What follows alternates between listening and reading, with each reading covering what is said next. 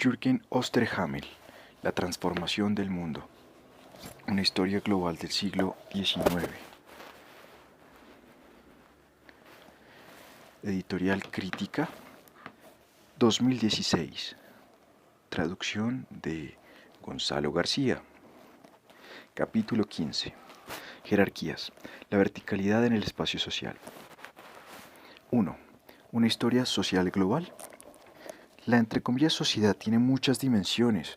Una de las principales es la jerarquía. En su mayoría, las sociedades se ordenan de una forma objetivamente desigual. Algunos de sus miembros disponen de más recursos y oportunidades que otros. Realizan labores físicamente menos agotadoras, disfrutan de más respeto y hallan antes la obediencia a sus deseos y órdenes. Los miembros de las sociedades por lo general las perciben subjetivamente como un haz de relaciones de superioridad y subordinación. Muchas civilizaciones de numerosas épocas han soñado con la utopía de una sociedad de iguales, pero se trataba precisamente de utopías porque chocaban con la realidad vital, interpretada como una jerarquía en la que cada cual procuraba encontrar su lugar propio. En la era victoriana, incluso en una sociedad tan claramente moderna como la británica, la imagen de la sociedad como una sucesión de escalones está difundida incluso entre la clase obrera. La entre comillas jerarquía es tan solo uno de los varios enfoques posibles de la historia social. Este estudio analiza clases y estratos sociales y grupos y medios, formas de familia y relaciones sociales de los sexos, estilos de vida, roles e identidad, el conflicto y la violencia, relaciones comunicativas y mundos simbólicos colectivos. Muchos de estos aspectos son aptos para la comparación entre sociedades geográficamente distantes. En algunos casos vale la pena partir de la hipótesis de que en el siglo XIX pudo haber influencias y transferencias por encima de las distancias y las fronteras de civilización. Es más fácil y probablemente demostrar estas transferencias en los ámbitos de las conexiones económicas, los contenidos culturales y las instituciones políticas que en el campo de la formación de las estructuras sociales. La sociedad surge de la práctica cotidiana de tiempos y espacios concretos. También depende de las condiciones ecológicas locales. La vida comunitaria en la selva tropical por fuerza será distinta que la del desierto o de las costas del Mediterráneo. Pekín y Roma se hallan más o menos en la misma latitud geográfica y sin embargo con el paso de los siglos han dado vida a las formas sociales muy distintas entre sí. El marco ecológico define las posibilidades pero no explica por qué unas y no todas se hacen realidad. A ello se añade otra dificultad. En el transcurso del siglo XIX acabó dando por sentado que en el seno de sus propias fronteras políticas cada Estado nacional debía corresponderse con una sociedad nacional característica. En parte fue así. Los estados nacionales se desarrollaron a menudo a partir de vinculaciones sociales anteriores. Las sociedades empezaron a verse a sí mismas como entre comillas naciones solidarias y después buscaron una forma política adecuada. A la inversa, toda sociedad está muy marcada por su marco político. La evolución continua del Estado influye mucho sobre las formas sociales. La forma original de esta influencia es el derecho, en la medida en la que una autoridad estatal le proporciona vigencia. Por ello es especialmente fácil caracterizar las sociedades entre comillas nacionales a través de sus instituciones legales específicas. Alexis de Tocqueville apuntó en 1835 un ejemplo del derecho sucesorio. Las instrucciones legales para el reparto de los bienes de un propietario difundo pertenecen, entre comillas, al derecho civil, pero deberían situarse en lo más alto de cualquier institución política, puesto que tienen un efecto increíble en el orden social de los pueblos que se revela en las leyes políticas. Además, actúan sobre la sociedad de un modo más seguro y uniforme, por así decir, afectan a las generaciones antes de su nacimiento, cierra comillas. Así surgen tipos de sociedades agrarias por completo distintos según si el primogénito hereda todas las tierras y la empresa como en Inglaterra, o si éstas se reparten por igual entre todos los hijos, China. Aunque la voluntad del legislador puede dar forma a una sociedad en un ámbito jurisdiccional delimitado, no es sencillo ni a menudo aconsejable hacer afirmaciones generales sobre la sociedad china o alemana o estadounidense. Por ejemplo, en el caso de Alemania hacia 1800 no está nada claro que se pueda hablar de una sociedad. Para la China contemporánea se han descrito 10 entre comillas sociedades regionales distintas.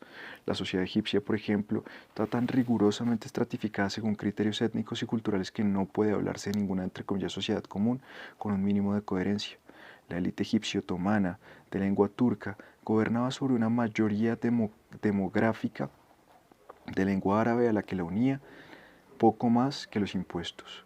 Las colonias británicas que se federaron para formar Estados Unidos eran en el fondo 13 países distintos, con formas sociales y identidades regionales específicas.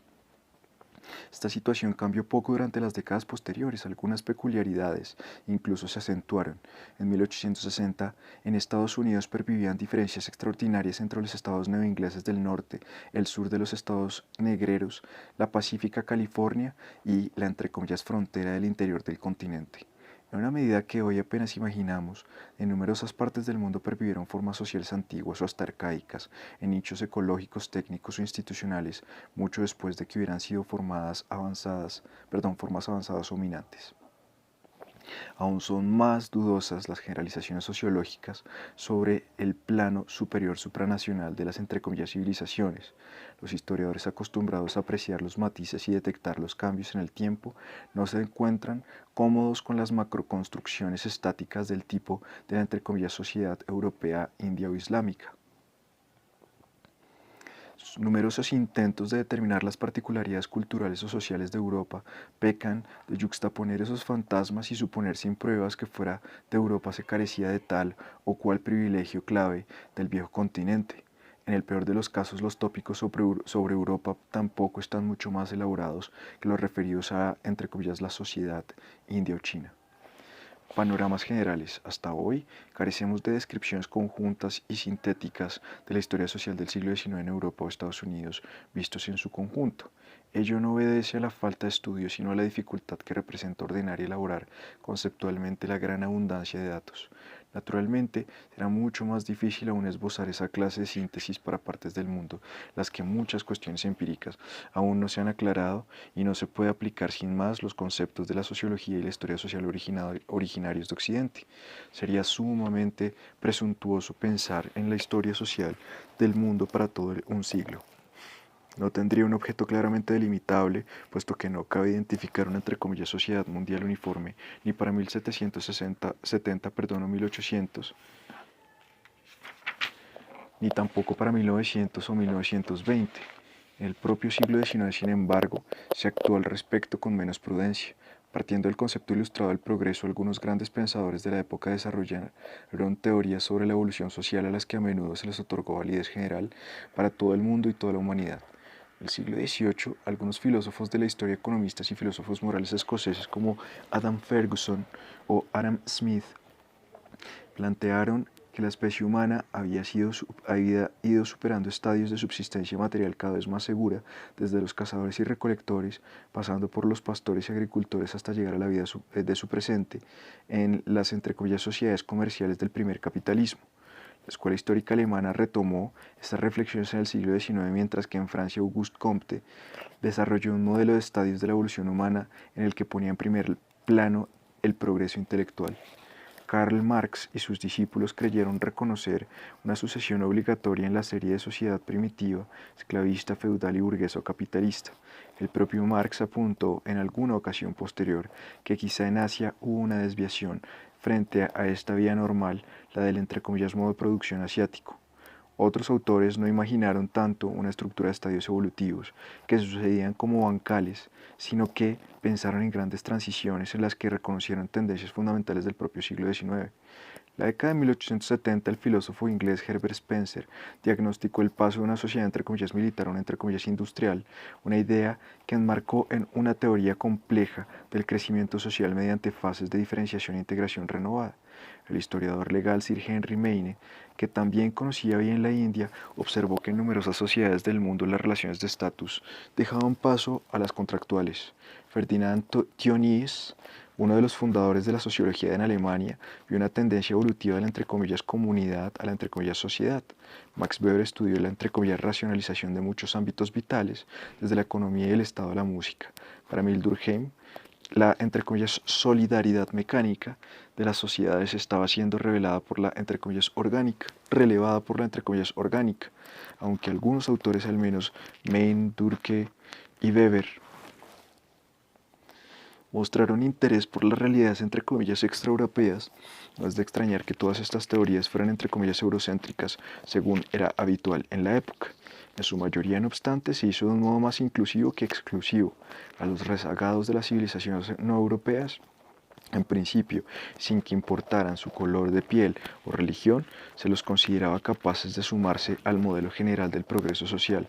Solo hacia finales de siglo, por lo general, no entre los autores importantes de verdad, la idea de la modernización se limitó con criterios racistas y se afirmó que los entre comillas primitivos, como se decía entonces, y a veces también los entre comillas orientales eran incapaces por naturaleza irremediablemente de obtener entre comillas grandes logros culturales. Del estamento a la clase. Los esquemas de la sociología de finales del siglo XIX y la terminología en la que se formularon no han desaparecido de los debates actuales. Sin embargo, se han vuelto demasiado generales y la ciencia histórica no puede utilizarlos para describir cambios concretos. Los historiadores atienden a sus propios panoramas generales o entre comillas grandes narraciones de la industrialización, la urbanización y la democratización. Como esquemas de interpretación del siglo XIX en el contexto, hallamos el modelo de transición de una entre comillas sociedad estamental o entre comillas feudal y estamental a una entre comillas sociedad de clases o entre comillas burguesa. La oposición antitética deriva de la polémica de la Ilustración contra el orden monárquico feudal y en el siglo XIX fue uno de los modelos básicos con los que las sociedades se describieron a sí mismas. Según este modelo, hacia final de la Edad Moderna, en principio organizativo de las sociedades europeas se modificó.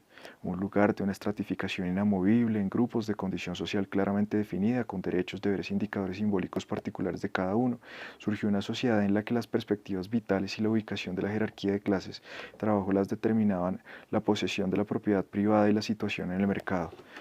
En comparación con el orden estamental, era mucho más fácil que se produjeran ascensos o descensos sociales.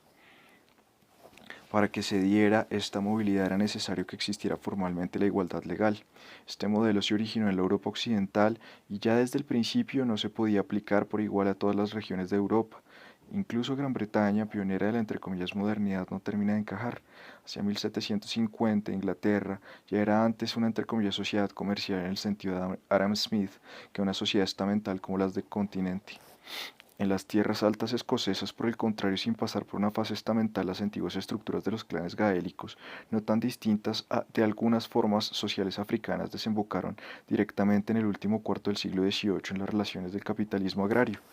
Un ejemplo claro de sociedad europea sin estamentos era Rusia.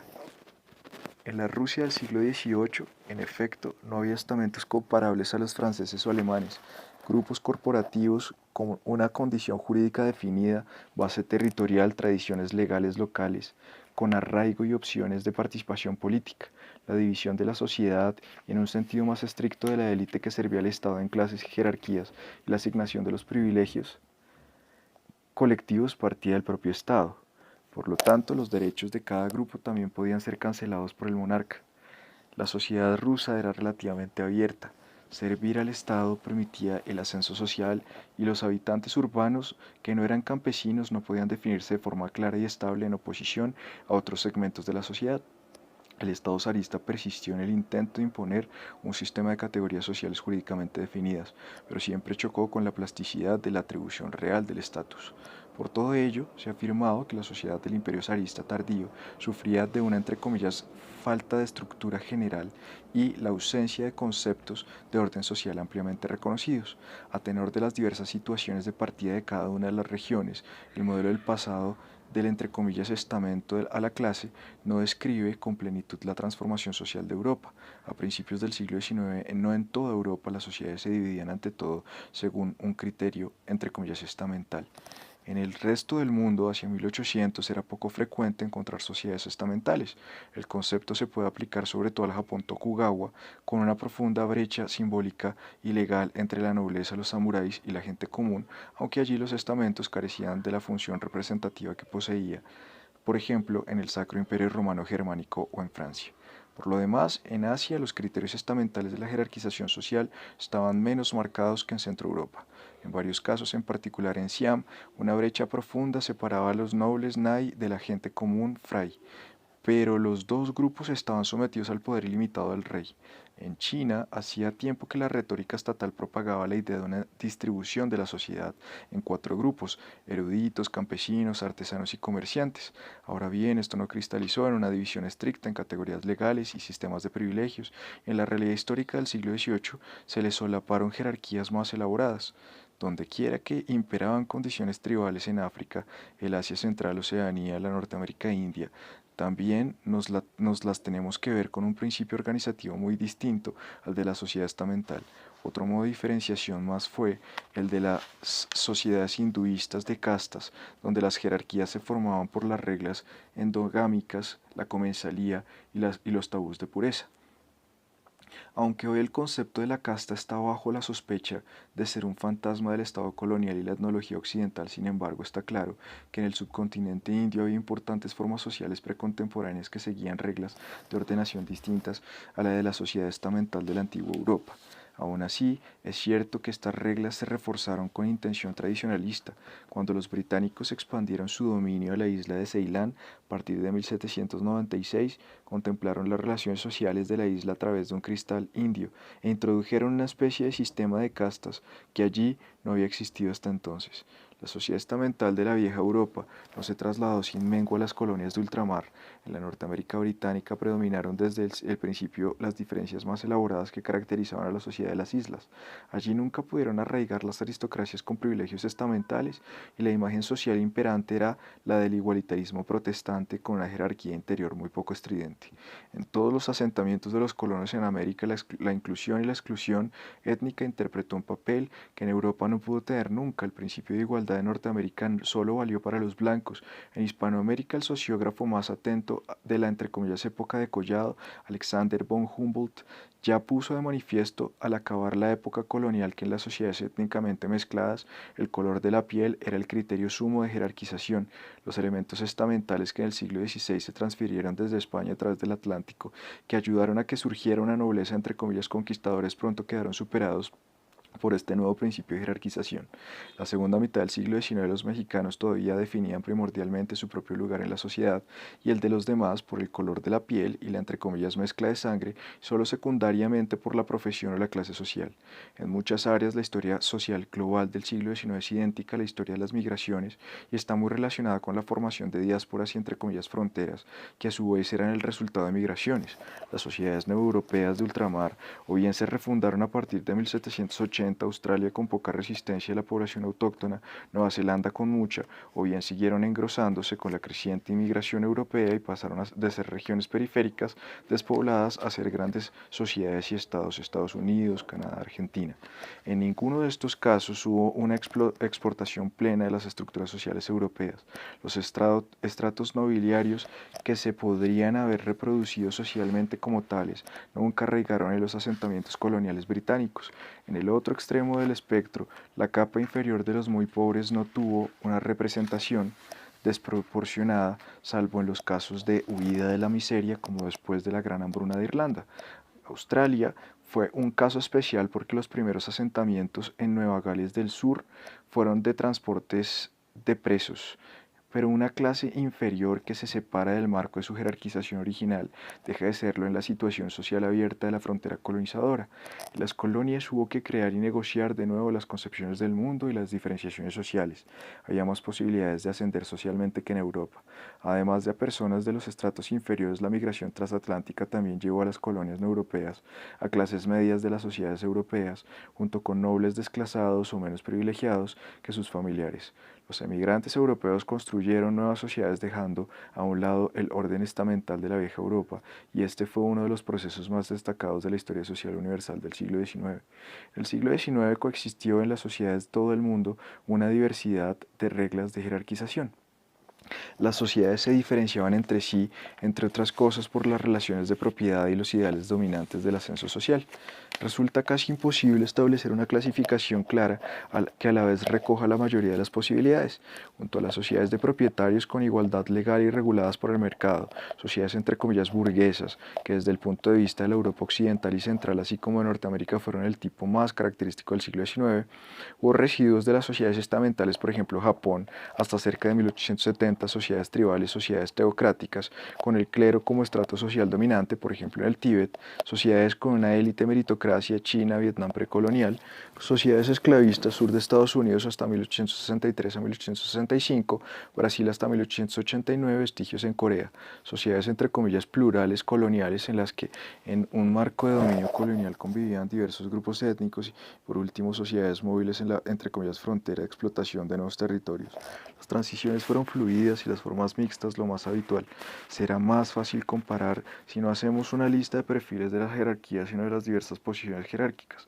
Lo haremos a partir de dos ejemplos extraídos primero de la perspectiva europea, nobleza y burguesía. 2. La aristocracia en declive moderado. Internacionalidad y nacionalización. El siglo XIX fue la última época en la que uno de los grupos sociales más antiguos interpretó un papel importante, la nobleza. En el siglo XVIII, la nobleza europea todavía, entre comillas, no encontró competencia en el plano social, por así decir, cierra comillas. Hacia 1920 la situación era muy distinta. En esa época la aristocracia ya no estaba en la primera línea de la política ni era la fuerza cultural imperante en ningún país de Europa.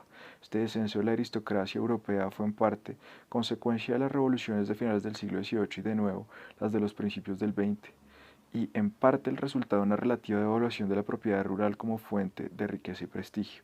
Allí donde las revoluciones derrocaron monarquías, la nobleza perdió la protección imperial y real, pero también en Gran Bretaña, donde la aristocracia superó los puntos de inflexión del sistema, conservando sin gran problema una influencia mayor que en ningún otro país. La población con títulos de paro caballero perdió lo que venía a ser un monopolio sobre los puestos claves del poder ejecutivo. Desde 1908, con tan solo dos excepciones, todos los primeros ministros británicos procedían de familias burguesas. En Europa, la decadencia de la antiquísima institución de la nobleza tuvo lugar durante un periodo relativamente breve, entre 1789 y 1920 aproximadamente. Los dos puntos temporales por descontado no están unidos por una línea descendente regular. Antes de la fase definitiva de la Primera Guerra Mundial, la situación política de la nobleza en Europa se agravó radicalmente al este del Rin. El siglo XIX en su conjunto fue, entre comillas, una época buena para la aristocracia, cierra comillas. La nobleza es un fenómeno universal que, con excepción de las sociedades segmentarias, entre comillas, se halla en casi todo el mundo. Una pequeña minoría de la población que concentra en su mano los medios de poder puede acceder con gran facilidad a los recursos económicos, tierras y mano de obra, desdeña el trabajo manual con la salvedad de la guerra y la caza, practica un estilo de vida selecto con hincapié en el honor y la distinción y lega los privilegios a sus herederos de generación en generación. A menudo los nobles se consolidan formando aristocracias. A lo largo de la historia, estas aristocracias han sido diezmadas una y otra vez por la guerra, llegando a veces a desaparecer. La conquista colonial de la Edad Moderna en la mayoría de los casos topó con aristocracias a las que destruyó y degradó sobremanera política y económicamente. Así sucedió por primera vez en México en el siglo XVI con la nobleza azteca y luego repetidamente por todo el planeta. Pero también podía ocurrir que las aristocracias mantuvieran la existencia material y distinción simbólica al incorporarse en posiciones subordinadas en los imperios más extensos. A partir de 1680, por ejemplo, la Casa Imperial Manchú de los Qing, que ya dominaba a la propia nobleza manchú, sometió a la aristocracia mongola y la ligó mediante relaciones de vasallaje. El, entre comillas, gobierno indirecto de los imperios europeos fue una técnica de dominio similar. Otros imperios impidieron la supervivencia de las aristocracias. El Imperio Otomano sojuzgó el poder feudal cristiano que controlaba los Balcanes y no permitió que siguiera otra élite señorial. Eso diferenció, por ejemplo, a serbios y búlgaros. En el conjunto de Europa, a principios del siglo XIX, carecían de aristocracias, en cambio sus campesinos, para lo habitual en la Europa, entre comillas, oriental, eran relativamente libres. Donde la nobleza pervivió bajo dominio extranjero, en muchos casos se le negó la posibilidad de participar en la política, por ejemplo, en la Italia previa a la unificación, de modo que allí no había nobles con experiencia en el desempeño de cargos públicos. En la Europa del siglo XVIII, a diferencia, por ejemplo, del mundo árabe, había terminado la época de la nobleza caballeresca, aún sin esta función primordial, hacia 1800, igualmente hacia 1900, no había la más mínima duda de quién pertenecía a la aristocracia en cada uno de los países de Europa. Solo en Inglaterra, donde la adscripción social era inusualmente flexible, más de una persona tuvo que preguntarse si en su proceso de ascenso había superado ya el umbral crítico. Allí donde hasta la Primera Guerra Mundial pervivieron ciertos privilegios legales, sobre todo en la mitad oriental del continente, no había confusión posible con respecto a las dimensiones de la nobleza y su elaborada jerarquía interior. En otros casos, las fronteras que las marcaban los títulos, las denominaciones complementarias y otros elementos simbólicos. Ningún otro grupo social daba tanto valor a la distinción como la nobleza. La condición de noble debía ser unívoca y manifiesta, junto a algunas élites transnacionales muy poco numerosas, como la cúspide del clero católico o las altas finanzas judías. La aristocracia fue el segmento de mayor orientación internacional de las sociedades europeas del siglo XIX. Se conocían entre sí, podían establecer una valoración mutua de la posición ajena, compartían toda una serie de normas de conducta e ideales culturales, hablaban francés cuando la ocasión así lo requería y contraían matrimonio en un mercado transnacional. Cuanto más alta era la posición y más cuantiosa la fortuna, más profunda era la integración en esta clase de redes extensas.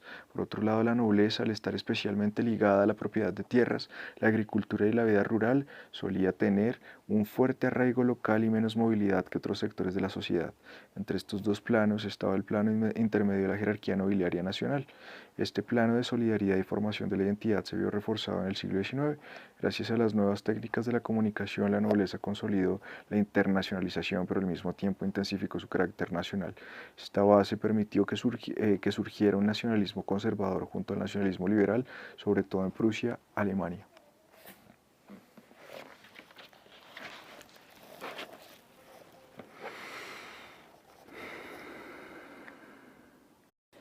Tres vías en la historia de la nobleza europea: Francia, Rusia, Inglaterra.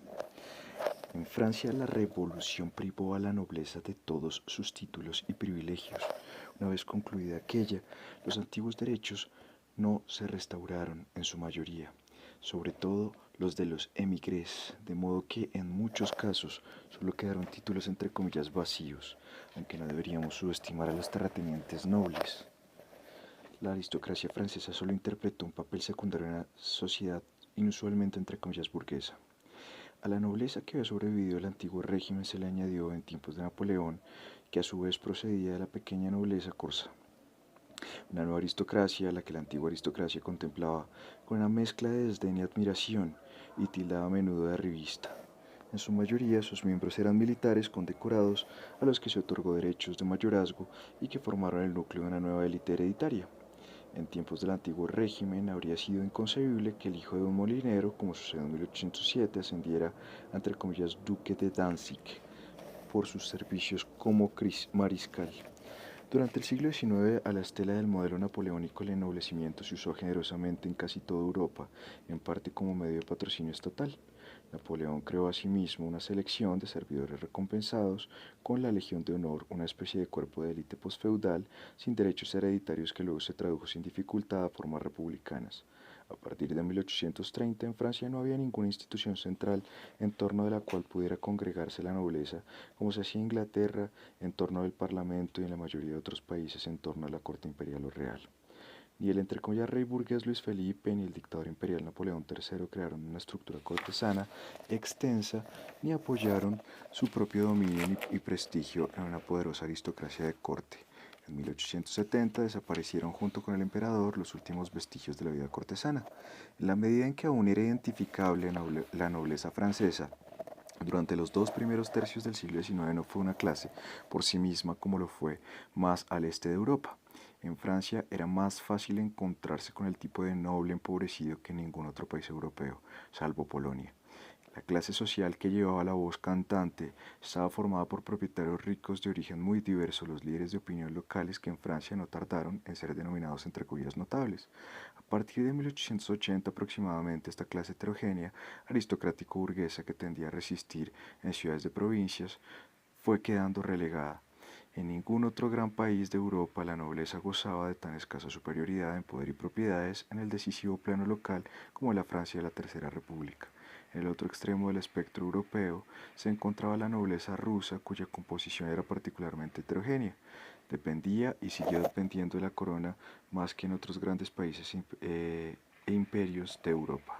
Solo el entre comillas Estatuto de la Nobleza aprobado por Catalina II en 1785 liberó a los nobles de la estricta tutela estatal, les concedió plenos derechos de propiedad y los equiparó legalmente con, por ejemplo, la nobleza de la Europa occidental.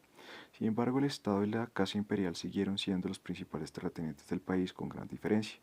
Desde los tiempos de Pedro el Grande, los zares habían ido regalando a la nobleza tierras y entre comillas almas, es decir, siervos. La nobleza rusa era comparativamente entre comillas joven. El ennoblecimiento era un procedimiento fácil que a finales del siglo XIX se practicó a gran escala. Algunos de los principales terratenientes no poseían su fortuna y sus privilegios, sino desde hacía unas décadas, a veces incluso años. También había mucha, entre comillas, pequeña nobleza de una condición que, por ejemplo, en Inglaterra no se habría tenido por noble. El difuso panorama de una entre comillas clase superior, apoyada en la propiedad latifundista, se corresponde más bien con la idea de la nobilitas de la antigua Europa. La abolición de la servidumbre en 1861 no perjudicó gravemente la riqueza y la posición social de los grandes terratenientes. No fue comparable al fin de la esclavitud en el sur de Estados Unidos en 1865. Como la reforma no se terminó de llevar a la práctica y el dominio político de los antiguos no se terminó de los antiguos señores quedó intacto, los terratenientes no hallaron especial estímulo en convertirse en grandes productores agrarios capitalistas. Volviendo a la nobleza inglesa, era netamente distinta tanto de la francesa como de la rusa. En su conjunto era la clase nobiliaria más rica de Europa. En el ámbito legal gozaba de menos privilegios comparativamente, pero estaba presente en los lugares de mando de la política y la sociedad. La herencia beneficiaba a los primogénitos, con lo que se podía confiar en que las grandes fortunas no se dividirían. A los hijos menores, y sus familias se veían arrastrados a la periferia de la sociedad aristocrática. Ahora bien, la nobleza inglesa se asemejaba poco a las castas. El único derecho perfectamente definido era el sentarse ante la cámara alta como entre comillas par del reino. En 1830 había unas 300 cabezas de familia de esta alta nobleza, en 1900 eran más de 500. Ya en la década de 1780, siendo primer ministro William Pitt el joven, el gobierno había aumentado el ritmo del ennoblecimiento. Ascender a la baja nobleza caballeresca era relativamente fácil. Un aspecto que aún no está claro es cuántos nuevos ricos victorianos compraron tierras por motivos de prestigio. Era indispensable contar con una entre comillas casa de campo donde representar el contacto social. A la inversa, incluso los mayores terratenientes se complacían en participar en los asuntos entre comillas burgueses. La nobleza inglesa había desarrollado un ideal social del gentleman que mostró un efecto integrador extraordinario y hizo que los estilos de vida y la cultura fueron homogéneos en las islas y en todo el imperio, algo que no ocurría con las élites nobles de la Europa continental cuya definición formal solía ser más estricta. El gentleman fue un ideal educativo cada vez más generalizado en la sociedad. La entre comillas sangre azul apenas tenía ningún peso. Aunque los requisitos para ser noble eran innatos, el descendiente varón todavía tenía que socializarse y aprender a ser un entre comillas caballero de la escuela de élite y las universidades de Oxford y Cambridge. También podía ser un gentleman el que, sobre la base de un bienestar económico heredado o no, adoptara y practicara el estilo de vida, los valores y los matices de la conducta asociados con ese ideal. Los colegios privados denominados public schools de Eton, Harrow y Winchester, instituciones centrales de la integración de la élite, no daban la formación estamental que se podía recibir en las, entre comillas, academias de caballería del continente en la Edad Moderna, y tampoco una educación principalmente intelectual. Se trataba de formar un carácter por encima de las clases, burgués y aristocrático, y con una tendencia cada vez más militar e imperial a medida que avanzaba el siglo. Esta clase de educación se subordinaba a un principio de exigencia. En la sociedad inglesa, la nobleza lo tenía fácil, pero debía enfrentarse a la competencia. La nobleza inglesa, que solo legalmente se distinguía de la escocesa e irlandesa, se esforzó y repetidamente por contar con aliados de otros estratos sociales. No dependía de ninguna corona y la reina Victoria no se alzaba sobre ninguna nobleza cortesana. La propia aristocracia se repartía labores de liderazgo de muchos ámbitos de la sociedad y a cambio de realizarlas esperaba obtener deferencia y agradecimiento. No era una expectativa de audiencia autoritaria, sino una actitud que se podía canalizar a través de las instituciones de la vida política y que se fue democratizando paso a paso. En Gran Bretaña es donde estuvo más claro que la nobleza no era una condición legal determinada con exactitud, sino una disposición mental, la seguridad de marcar la pauta.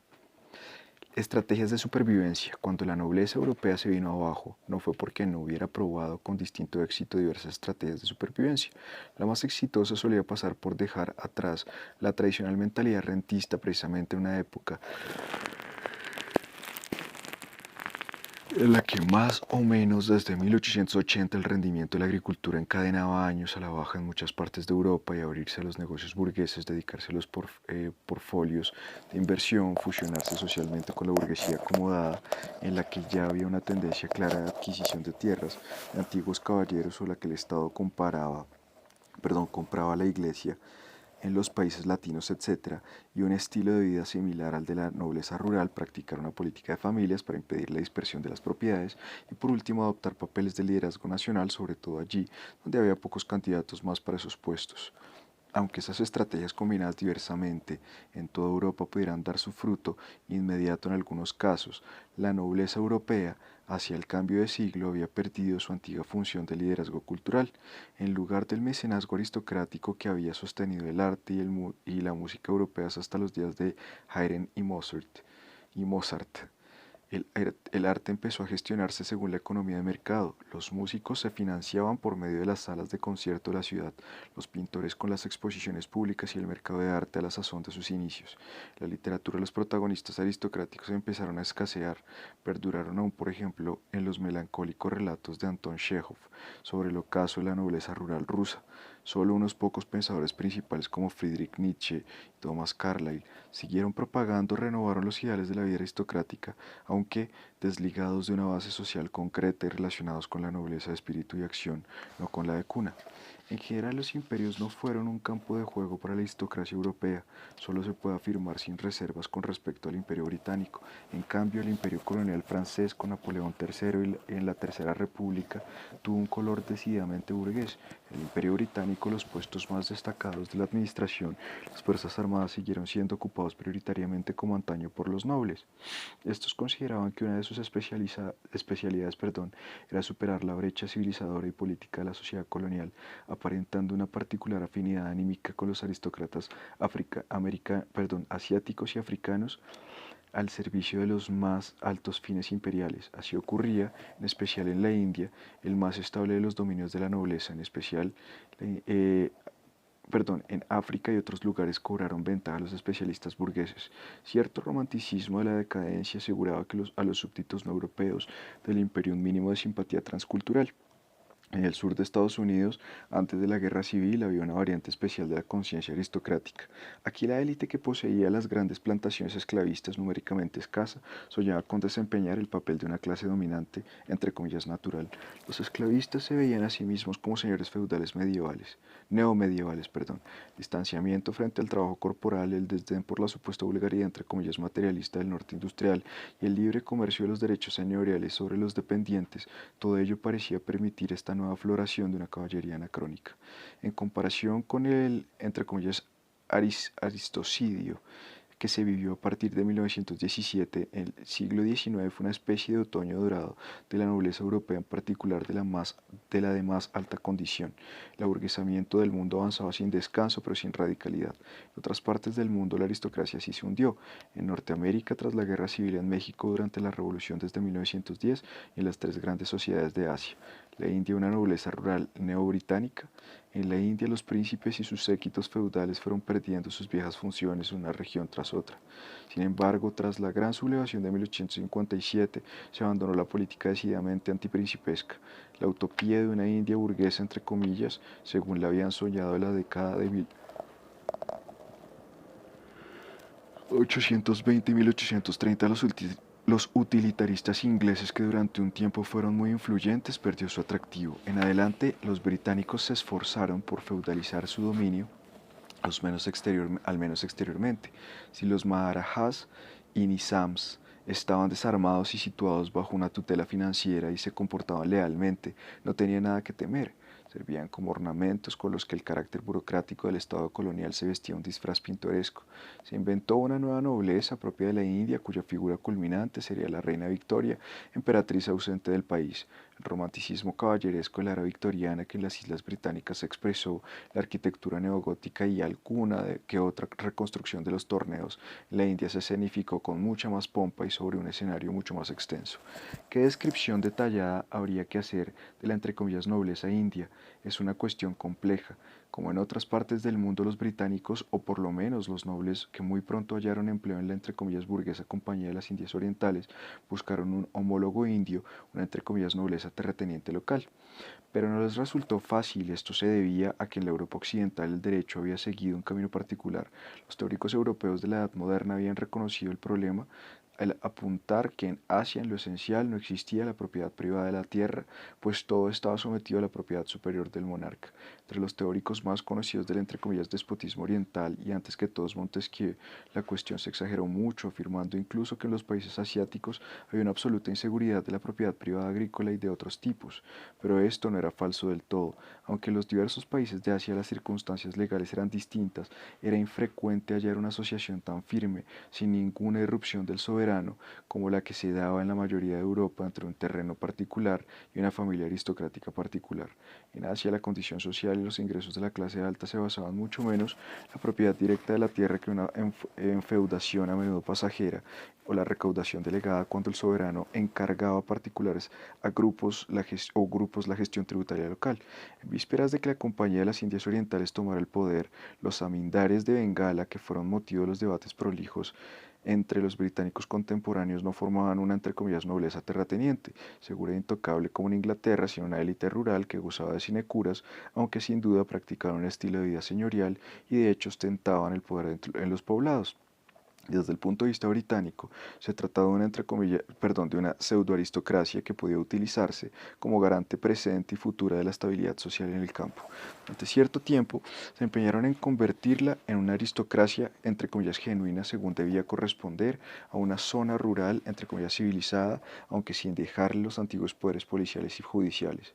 Sin embargo, el aparente ascenso de los zamindares bengalíes, a los que se concedió derechos ejecutables sobre las tierras, no hizo más que preparar su caída. Algunos no fueron un rival para las fuerzas del mercado que el Estado colonial liberado por entonces, otros tuvieron que aprender en sus carnes que los británicos eran inflexibles en sus exigencias financieras y no se arredraban ante la expropiación. Algunas viejas familias quedaron arruinadas, otras surgieron de entre los mercaderes. La condición de los zamindares no se estabilizó, dando origen a una nobleza hereditaria de tipo europeo, y tampoco se hizo realidad la esperanza de que harían progresar la agricultura bengalí con inversiones y métodos de cultivo científicos como los entre comillas dueños reformistas, improving landlords de estilo inglés. A principios del siglo XX, en Bengala y otras zonas de la India, no fueron los zamindares, sino campesinos entre comillas medios con tierras los que se alzaron como la clase dominante del campo y cada vez más también como base social del emergente movimiento por la independencia. En 1920 en la India el modo de vida y el pensamiento señorial no era menos marginal que en Europa. Japón, la transformación de los samuráis. Japón siguió un camino del todo peculiar. En ningún otro país del mundo un grupo de condición privilegiada experimentó una transformación similar. Los samuráis eran el equivalente japonés a la nobleza europea. En origen habían sido guerreros al servicio de un señor con quien trababan una estrecha alianza de lealtad y mutua utilidad. Cuando el país se pacificó en torno a 1600, la función bélica dejó de resultar necesaria, pero la mayoría siguieron el servicio o bien del shogun o bien de alguno de los 260 príncipes feudales daimios entre los que se había repartido el archipiélago. Los samuráis se integraron a la sutil jerarquía con la que el shogunato regulaba su poder. Se les otorgaron muchas distinciones simbólicas y en una época en la que ya no había guerras que librar, quedaron estilizados como una selecta, entre comillas, nobleza guerrera. Muchos samuráis trocaron la espada por el pincel y asumieron labores administrativas. De este modo, el sector administrativo de Japón pasó a ser uno de los más extensos del mundo, aunque no por ello el más eficiente en todos los ámbitos. Sin embargo, muchos samuráis y sus familias no tenían literalmente nada que hacer. Algunos trabajaron como maestros, otros como guardabosques o porteros, otros incluso practicaron en secreto el comercio que tanto desdeñaban, pero se aferraron a sus privilegios con más vehemencia que nunca. El derecho a llevar su apellido, lucir 2 espadas y una ropa especial, montar a caballo y exigir que los no samuráis les cedieran el paso en la calle. Con su larga serie de derechos especiales hereditarios, los samuráis estaban muy cerca de la nobleza europea, sin embargo representaban un porcentaje de la población mucho mayor. A principios del siglo XIX como un 5 o 6%. Eran cifras similares a las de dos países excepcionales como Polonia y España, pero muy superiores al valor habitual en Europa, claramente inferior al 1%, por ejemplo, en la Alemania de principios del siglo XIX, representaban un 0,5% que luego siguió reduciéndose. Así pues, que los samuráis carecieran de una función significativa fue un problema grave ya desde el simple punto de vista cuantitativo ligado a un gran coste social. La diferencia principal con respecto a la nobleza europea radicaba en la distancia con la agricultura, por lo general no les habían dado tierras y de hecho ni siquiera las poseían con títulos de propiedad reconocidos. Era muy habitual que se les pagara con estipendios calculados en arroz y por lo general satisfechos también en especie. El típico samurái, por lo tanto, no controlaba ninguno de los tres factores de producción, ni la tierra, ni el trabajo, ni menos aún el capital.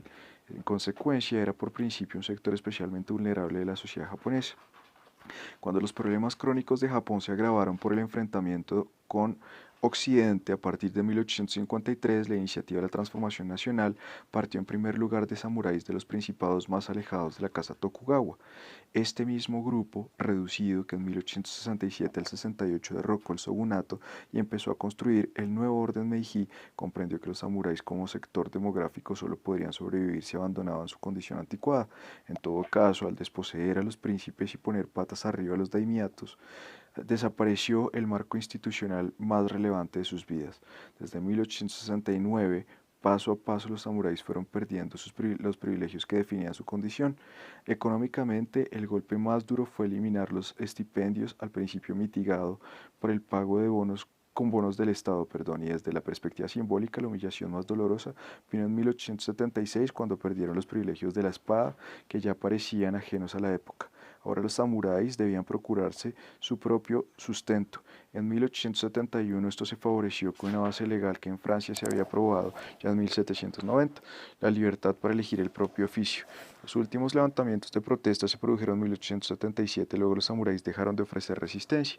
Esta política trajo penalidades solo para muchos samuráis y sus familias que la política social del Estado solo mitigó en parte.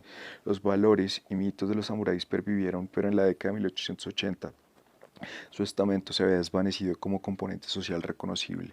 Una nueva alta nobleza que el Estado Meiji moldeó, a semejanza del Piraji británico, fue antes que nada un producto artificial entre comillas napoleónico que acogió los restos de las familias daimiales y de la antigua nobleza cortesana de Kioto, los oligarcas que en los años de cambio del poder en 1867 1868 eran en su mayoría hombres jóvenes de menos de 40 años también se premiaron a sí mismos con esa condición.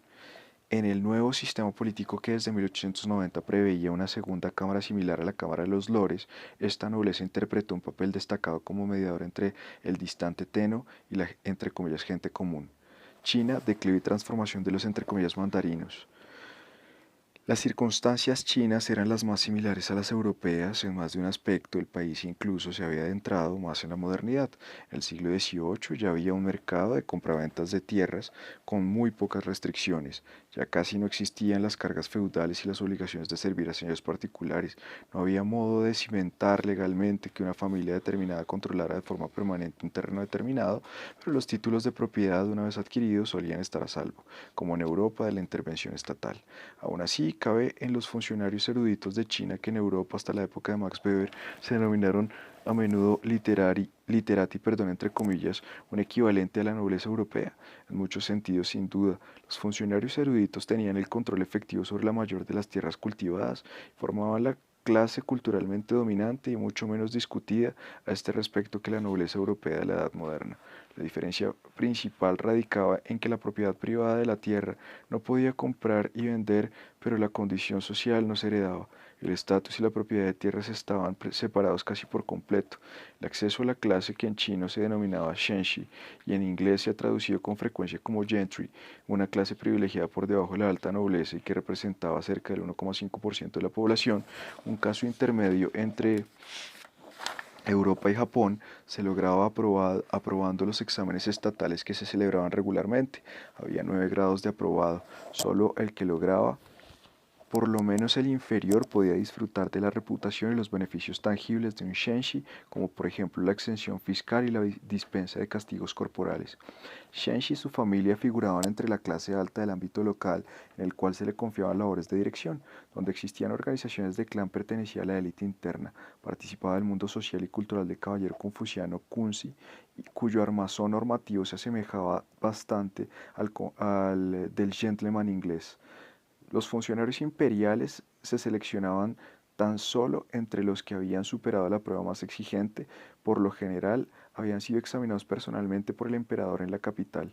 En la sociedad de la China imperial, muy consciente de las jerarquías, el objetivo sumo de una familia era situar a uno de estos funcionarios en la corte en el gobierno provincial. La historiografía ha comprobado repetidamente el éxito de Japón con el fracaso de China. Japón transformó productivamente el choque de la entre comillas apertura en un gran programa de modernización y formación nacional. China, por el contrario, leyó mal el signo de los tiempos y dejó de perder la oportunidad de renovarse y consolidarse. Hay mucho desierto en esta idea. La inmovilidad de China tuvo varias causas, además del desinterés por el mundo exterior que obedecía a razones entre comillas culturales. No fue menos importante que a partir de aproximadamente 1820 no hubiera un liderazgo imperial fuerte y que el equilibrio del aparato estatal entre los dignatarios manchúes y los funcionarios Han fuera muy frágil. Cualquier impulso de reforma profunda empezaba este equilibrio delicado. Pero también cabe leer la historia de otro modo, más experimental. La cuestión principal sería la siguiente. En Japón, la intervención exterior fue más suave. La apertura que inició el Komodo Perry, se desarrolló sin derramar sangre, mientras que la Guerra del Opio de 1839 a 1842 fue sumamente violenta, pero desencadenó efectos mucho más intensos que en China. ¿Por qué fue así?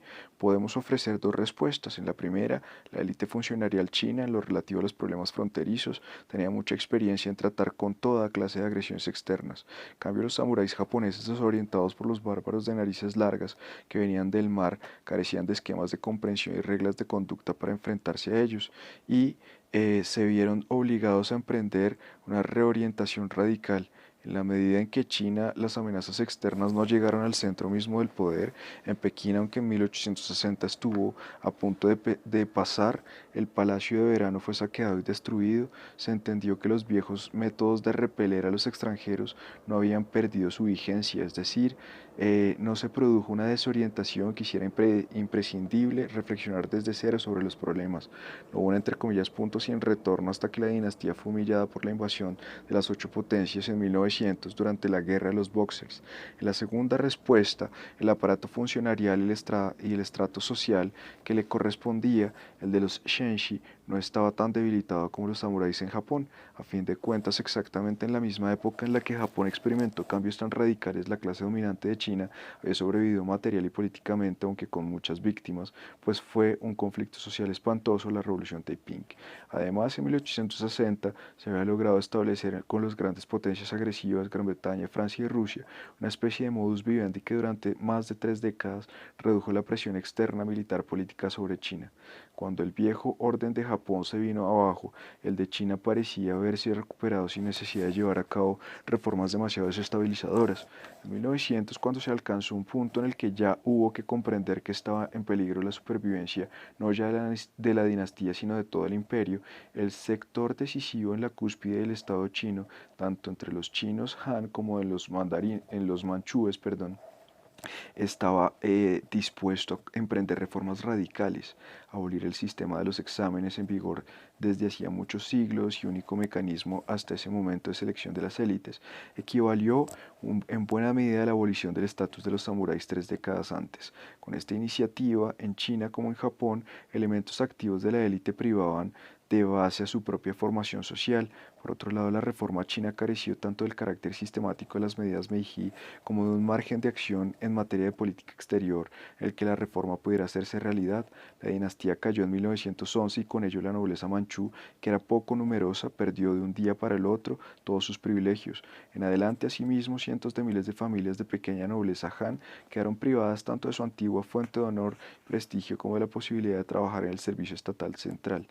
Los funcionarios eruditos de la gran época imperial, sabios, prácticos e interesados, por el bien común, según la teoría, pero no raramente también en realidad, dieron paso en poco tiempo a una clase de terratenientes deslucidos y parasitarios. No solo daban esta imagen, sino que de hecho se correspondían con ella, al mismo tiempo con más precisión. Desde que empezó el movimiento por la nueva cultura en 1915, la nueva inteligencia de las grandes ciudades de China se opuso con vehemencia al conjunto de la concepción del mundo que los funcionarios eruditos habían encarnado y representado.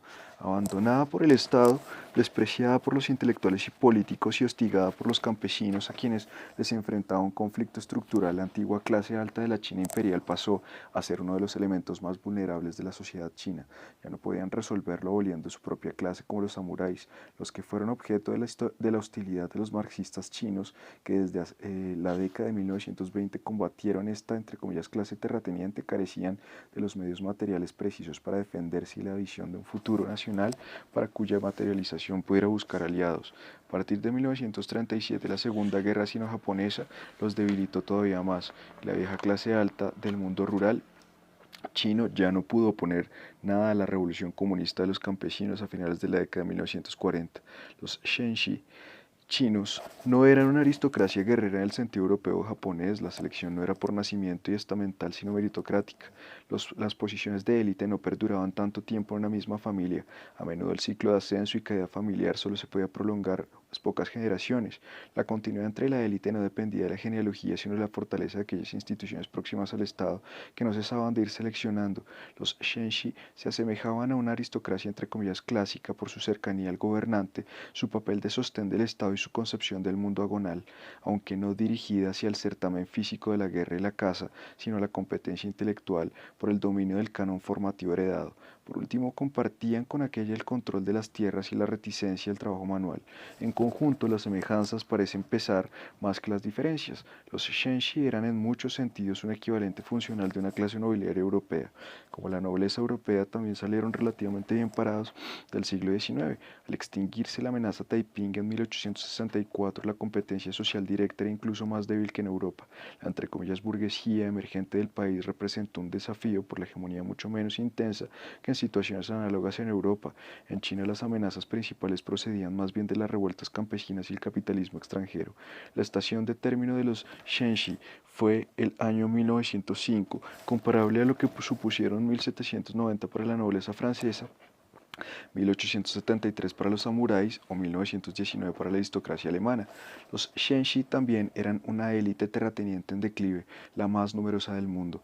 Los destinos de las élites aristocráticas o semiaristocráticas se debieron en parte a sus propias decisiones y en parte a cambios más generales. Aquí se cruzaron dos tendencias opuestas. Por un lado se mostró que la irradiación de los ideales nobles era limitada. En Estados Unidos y Australia se formaron sociedades que de modo históricamente novedoso eran inmunes a la nobleza.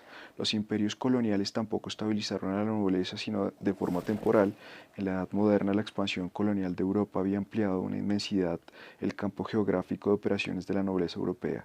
Pese a cierta solidaridad transcultural entre los nobles, la aristocracia europea casi nunca adoptó la concepción del mundo y de los roles de la europea.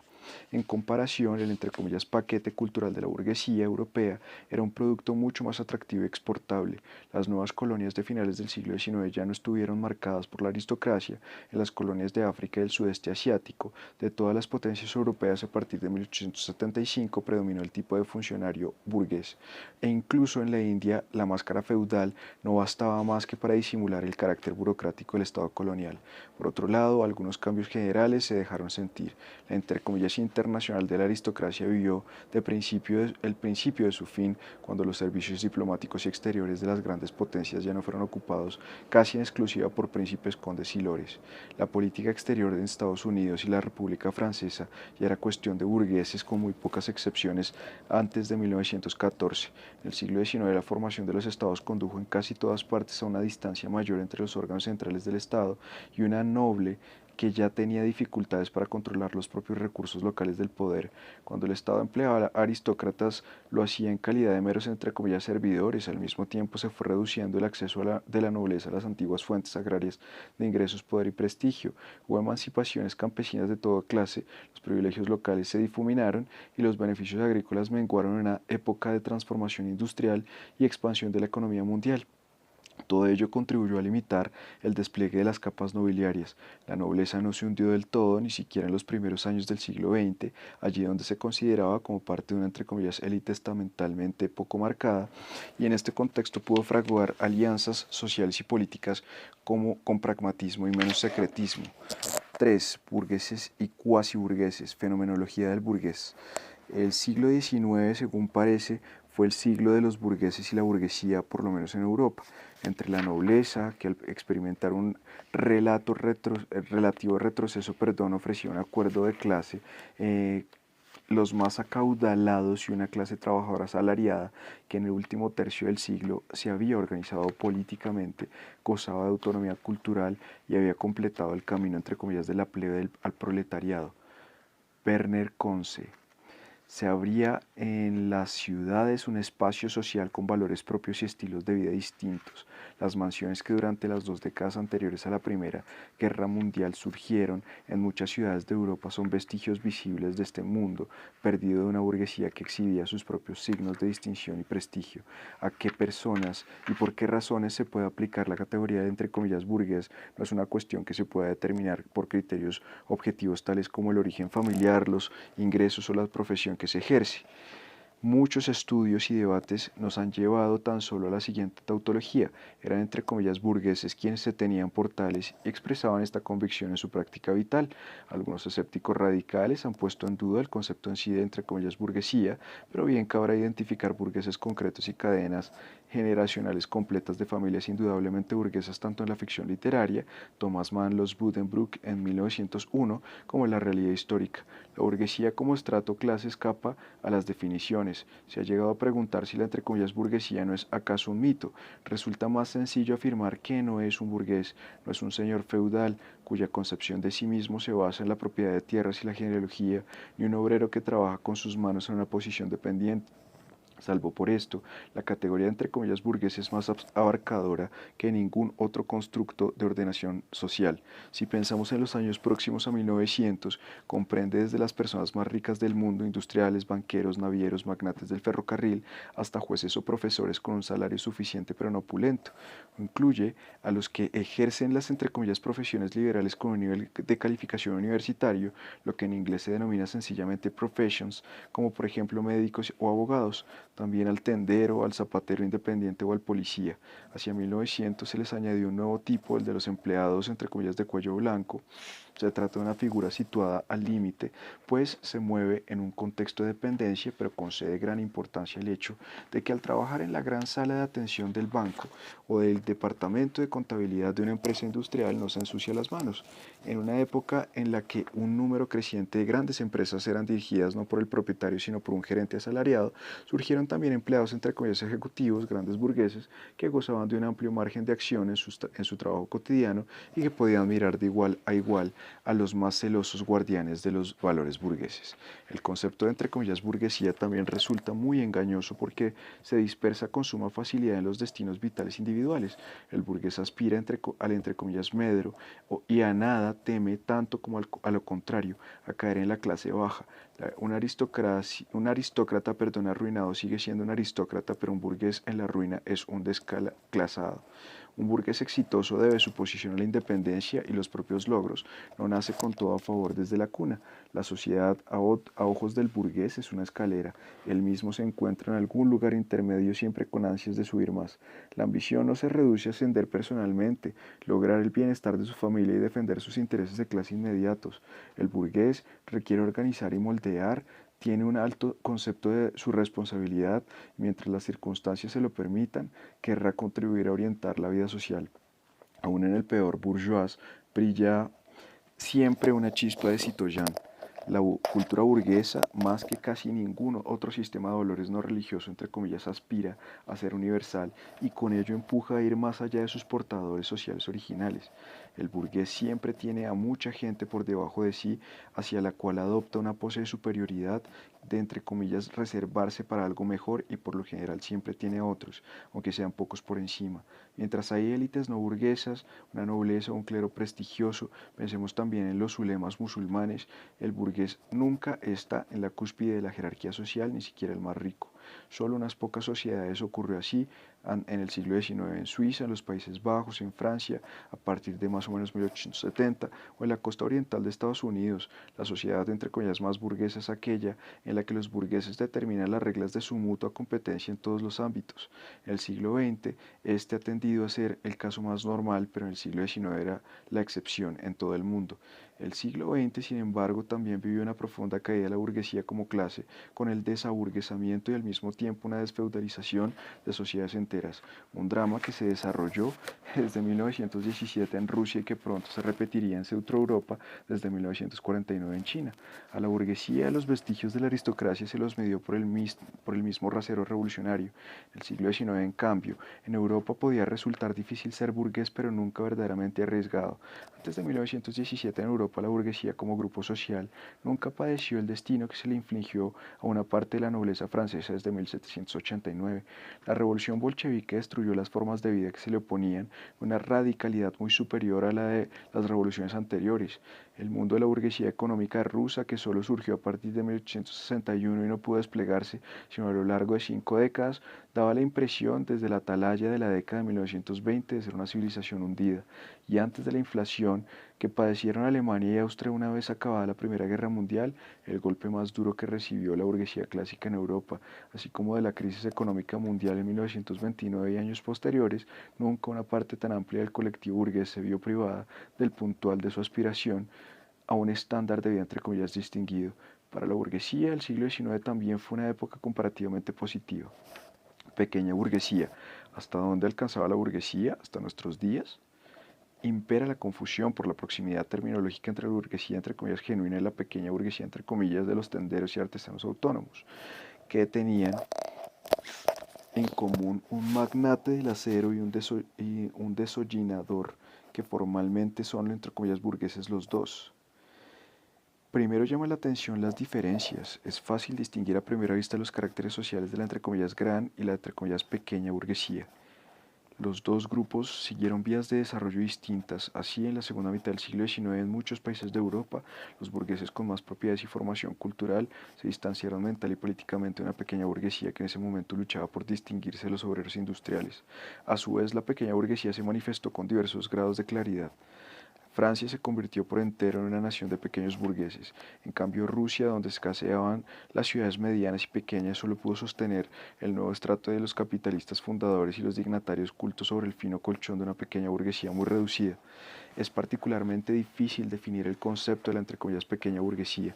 En Gran Bretaña y Estados Unidos siempre se ha preferido el concepto de la entre comillas clase media, middle class, que aún así no apareció en un diccionario norteamericano hasta 1889, pero esto tampoco resuelve para satisfacción general de la denominación del sector intermediario de la sociedad.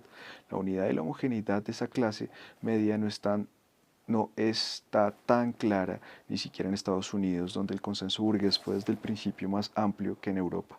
Se ha intentado descubrir con mucha insistencia, pero sin lograr un resultado generalizable, la membrana social entre la entre comillas clase media baja y la entre comillas clase media alta.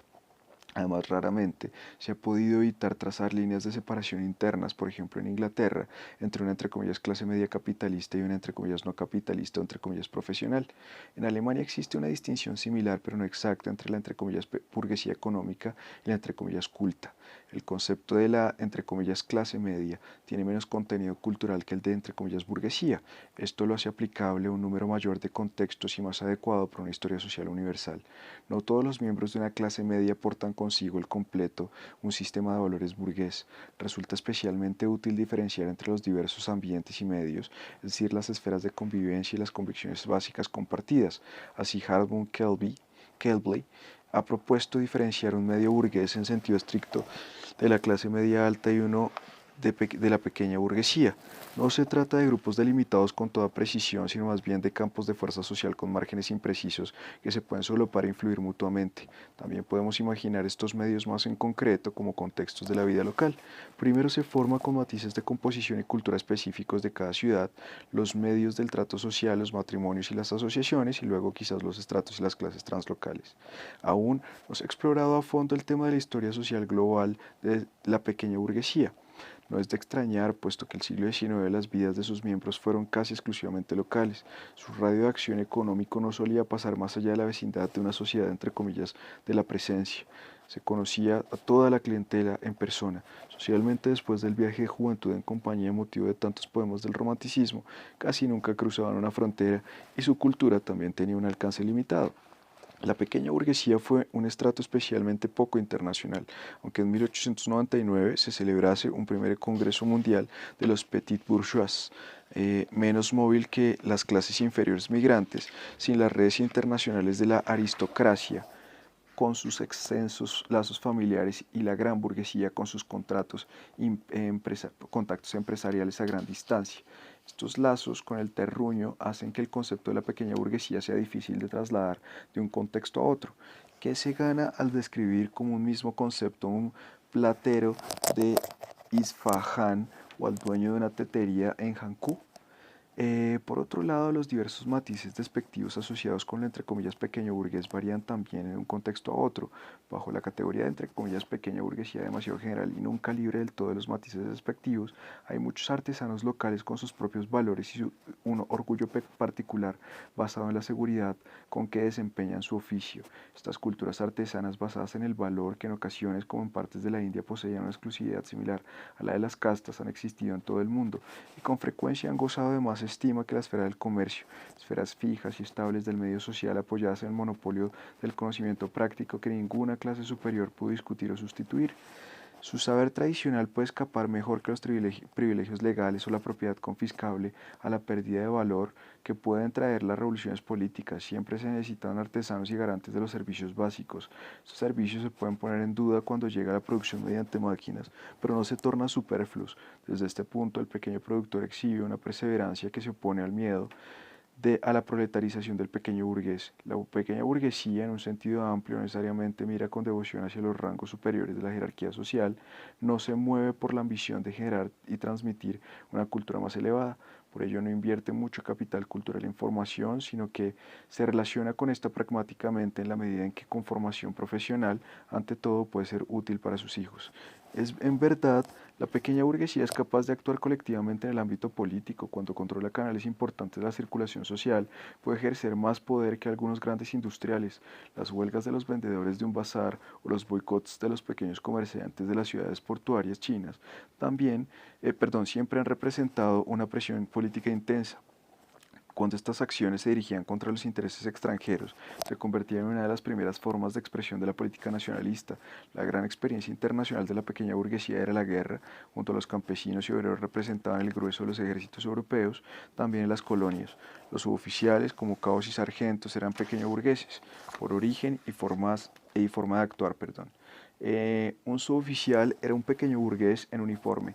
Es habitual que las estructuras militares reflejen finalmente la jerarquía de la sociedad civil, poniéndolo aún más de manifiesto. En casi ningún otro campo puede observarse mejor el entre comillas ascenso de la burguesía, variopinto y con sus matices propios en cada país, que en la lucha por la patente de oficial y el reconocimiento de mando militar aristocrático. Responsabilidad. La auténtica burguesía, el medio de la entre comillas clase media alta, en la terminología de Harmon Kelby, estaba compuesta por personas con un horizonte mental más amplio que el de los pequeños burgueses que administraban capitales, también el capital cultural de conocimiento académico, y no necesitaban ensuciarse las manos. Entre comillas, el burgués, afirma con suficiencia Edmond Goblot en su ensayo Uno superado, publicado en la década de 1920, lleva guantes, cierra comillas. Este era un elemento del hábitus específico de la burguesía. En su modo de actuar tampoco faltaba cuidar la buena reputación. Aunque en alguna ocasión se haya sometido al código aristocrático del duelo, el típico burgués no busca el honor como el noble, sino la respetabilidad. Quiere ser respetable a los ojos de los otros burgueses sobre todo, pero también a los de la clase alta, a la que se quiere dar ninguna ocasión para el desdén, y de sus inferiores sociales, de los que se espera un trato deferente y el reconocimiento como líderes de opinión. El afán de respetabilidad se encuentra en la clase media, pero no solo en la europea. Económicamente se expresa en la solvencia. El burgués dispone de ingresos bastante asegurados y cuando necesita dinero transmite al acreedor la impresión de que el crédito no se va a perder. Un burgués respetable cumple con las leyes y con las normas morales, sabe qué es lo que no se hace entre comillas y se comporta de acuerdo con ello. La mujer burguesa rehúye la ociosidad, pero también el trabajo físico fuera de la propia casa. La mujer y las hijas del burgués no necesitan buscar un empleo al servicio de otros. Las familias de la alta burguesía es al contrario, su nivel económico les permite dar al servicio en su casa. La entre comillas respetabilidad, por lo tanto, como el modelo de carácter del gentleman inglés, era un ideal cultural móvil que se podía aprender. Podían aspirar a él tanto los europeos como los no europeos. En la Sudáfrica urbana del siglo XIX, por ejemplo, las capas medias blancas y las negras se asemejaban por compartir ese afán hasta que el creciente racismo dificultó cada vez más la convergencia. Un mercader árabe, chino o indio también cultivaba la distancia frente al trabajo manual, concediendo incluso en la poligamia. Concedía un gran valor a las virtudes domésticas exigibles con peculiaridades, incluso en la poligamia. Hacía hincapié en el carácter ejecutivo de su actividad, contaba y planeaba según las reglas del cálculo mercantil racional y se esforzaba por actuar acorde con su buena fama. El hábitus entre comillas burgués no tiene por qué estar siempre asociado con los supuestos culturales de Occidente. Surgimiento de las clases medias ingentes que en total suman cientos de millones de personas en países como Japón, la India, China o Turquía desde el último tercio del siglo XX no puede explicarse suficientemente como la vera exportación de formas sociales occidentales sin la base autóctona es inconcebible. Durante el siglo XIX la alta burguesía fue minoritaria en todo el mundo. El porcentaje de los burgueses, entre comillas, propietarios y cultos en el total demográfico de un país nunca superó el 5% aproximado que se ha calculado para Alemania y a lo sumo llegaba a un 15% eh, si se incluía la pequeña burguesía no agrícola. Ya. Ta, ta, ta, ta, ta. En Estados Unidos se le opuso una tradición influyente hasta nuestros días por la que el país se concibe como una sociedad integrada solamente por la clase media. El pueblo de Estados Unidos, según escribió el historiador Louis Hartz en 1955, era una entre comillas especie de encarnación nacional del concepto de la burguesía. El estudio de la historia social ha desmontado este mito de la ausencia de clases, hermano del mito del entre comillas crisol, y detallado las especificidades y diferencias de la situación y la concepción del mundo de la burguesía estadounidense. La gran burguesía estadounidense se distinguía de los estratos inferiores con la misma nitidez de su homóloga europea. Hacia 1900, con la salvedad de unos pocos países y regiones como Inglaterra, los Países Bajos, Bélgica, Suiza, norte de Francia, Cataluña, el oeste de Alemania o el nordeste de Estados Unidos, la burguesía todavía representaba la excepción en un mundo no burgués. Era así en general en Occidente y no digamos el ámbito universal. En la, entre comillas, era burguesa, los burgueses, entre comillas, propietarios y cultos, era una minoría ínfima entre la población mundial. Los burgueses y la burguesía estaban repartidos por el globo con suma desigualdad. Sin embargo, esta distribución no respondía al esquema simple entre comillas Occidente y los demás.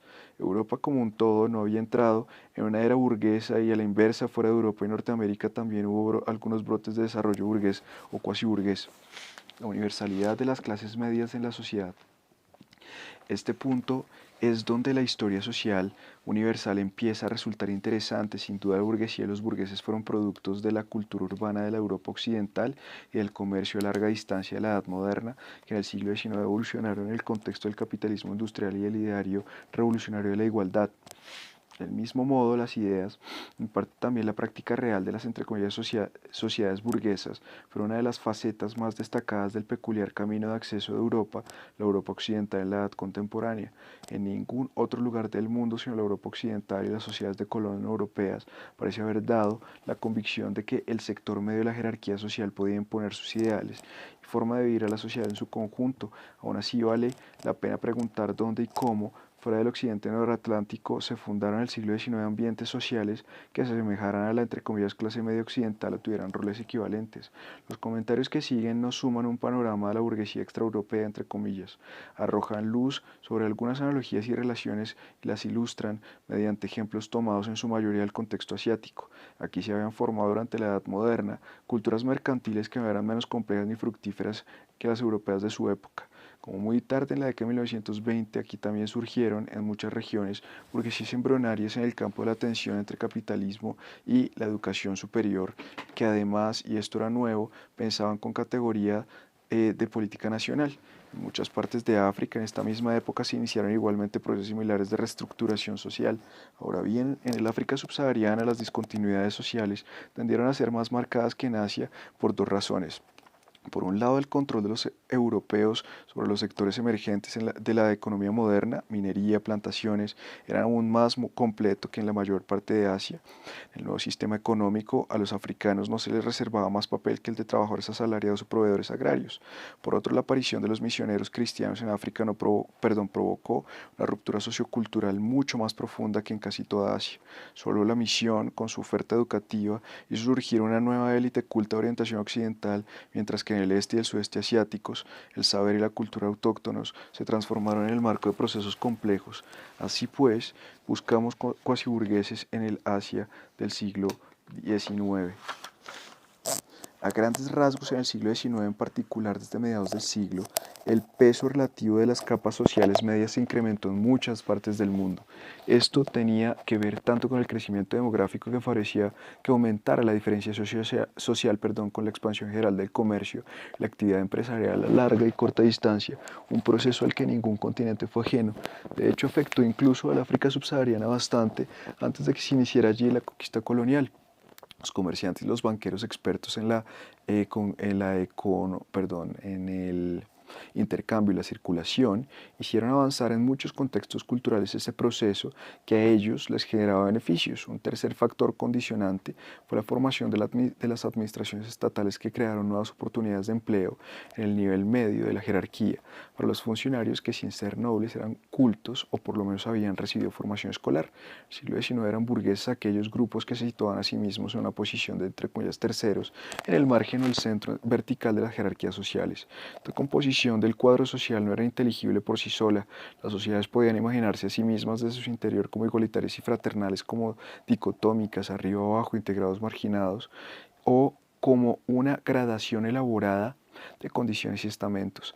La idea de formar el tercer grupo entre la élite y la masa campesina o la plebe urbana, en otras palabras, ocupar una posición central cargada de sentido, no fue característica hasta el siglo XIX, después de que en el siglo XVIII en muchos países europeos y asiáticos actuara preparando el terreno y reforzando la burguesía económica. Ahora el mercadero, el banquero, no solo era tolerado en la práctica y apreciado en secreto, sino que además se lo reconoció, entre comillas, en la teoría de la estructura de valores dominante de la sociedad.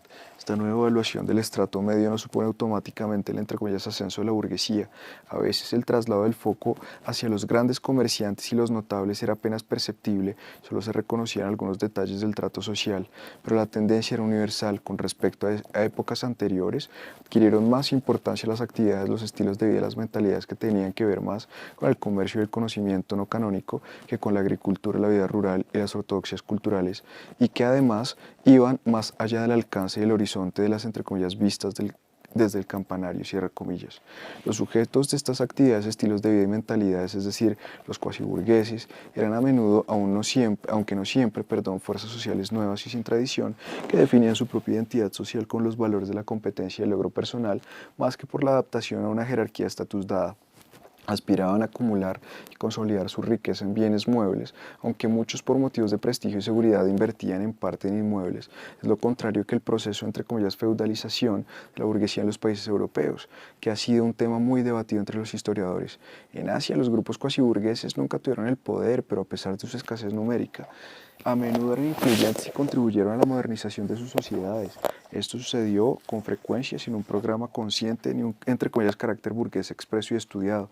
Aprovecharon las técnicas avanzadas de producción y organización comercial, invirtieron en sectores pujantes como la producción agrícola para la exportación a la minería mecanizada, utilizaron procedimientos de movilización de capitales que van más allá de las posibilidades legales por la tradición autóctona. Estos burgueses en su efecto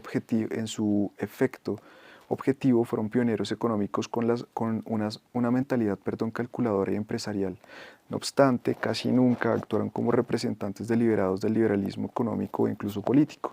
Esto los ocultó a la vista de los europeos contemporáneos, así como los historiadores que primero buscan la retórica liberal y luego encuentran a los burgueses que les corresponden. En todo caso, los cuasiburgueses de Asia no se habría podido permitir un liberalismo antiestatal, porque mantenían una relación ambivalente con el Estado. Como ocurría con la burguesía económica de cualquier otro lugar, su objetivo era doble. Por un lado, querían organizarse con los menores trabas posibles y controlar por sí solos el funcionamiento del mercado. La economía china del siglo XVIII, por ejemplo, había sido esta clase de economía de mercado y no es casualidad que cuando una burguesía china pudo conquistar de nuevo más margen de acción, fuera precisamente entre 1911 y 1927, cuando el Estado chino estaba más débil de lo que había estado casi nunca y de lo que jamás volvería a estar. Por otro lado, las capas medias comerciales de muchos países asiáticos dependían del Estado con el que en ocasiones habían establecido una relación simbiótica. Como contribuyentes fiscales y banqueros lo financiaban y a cambio gozaban de su amparo. El Estado, que fuera autóctono colonial, debían protegerlos de su entorno, a menudo desfavorable, y garantizarles un mínimo de seguridad jurídica. Aquí el espectro de las posibilidades era muy amplio. Iba desde favorecer a minorías comerciales concediéndoles un monopolio en algunas colonias europeas del sudeste asiático, por ejemplo, los comerciantes chinos con el monopolio del opio, hasta asegurar la libertad de acción exterior mediante un Estado colonial del laissez-faire, sin apenas intervención como como en el Hong Kong británico.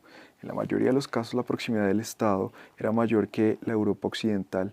Ciertamente, las burguesías asiáticas que surgieron hacia finales del siglo XIX no las formaban en su mayoría las clases de servidores del Estado y tampoco habían cobrado vida por la acción directa del Estado, sino que tenían tras de sí sus propias historias de éxito mercantil.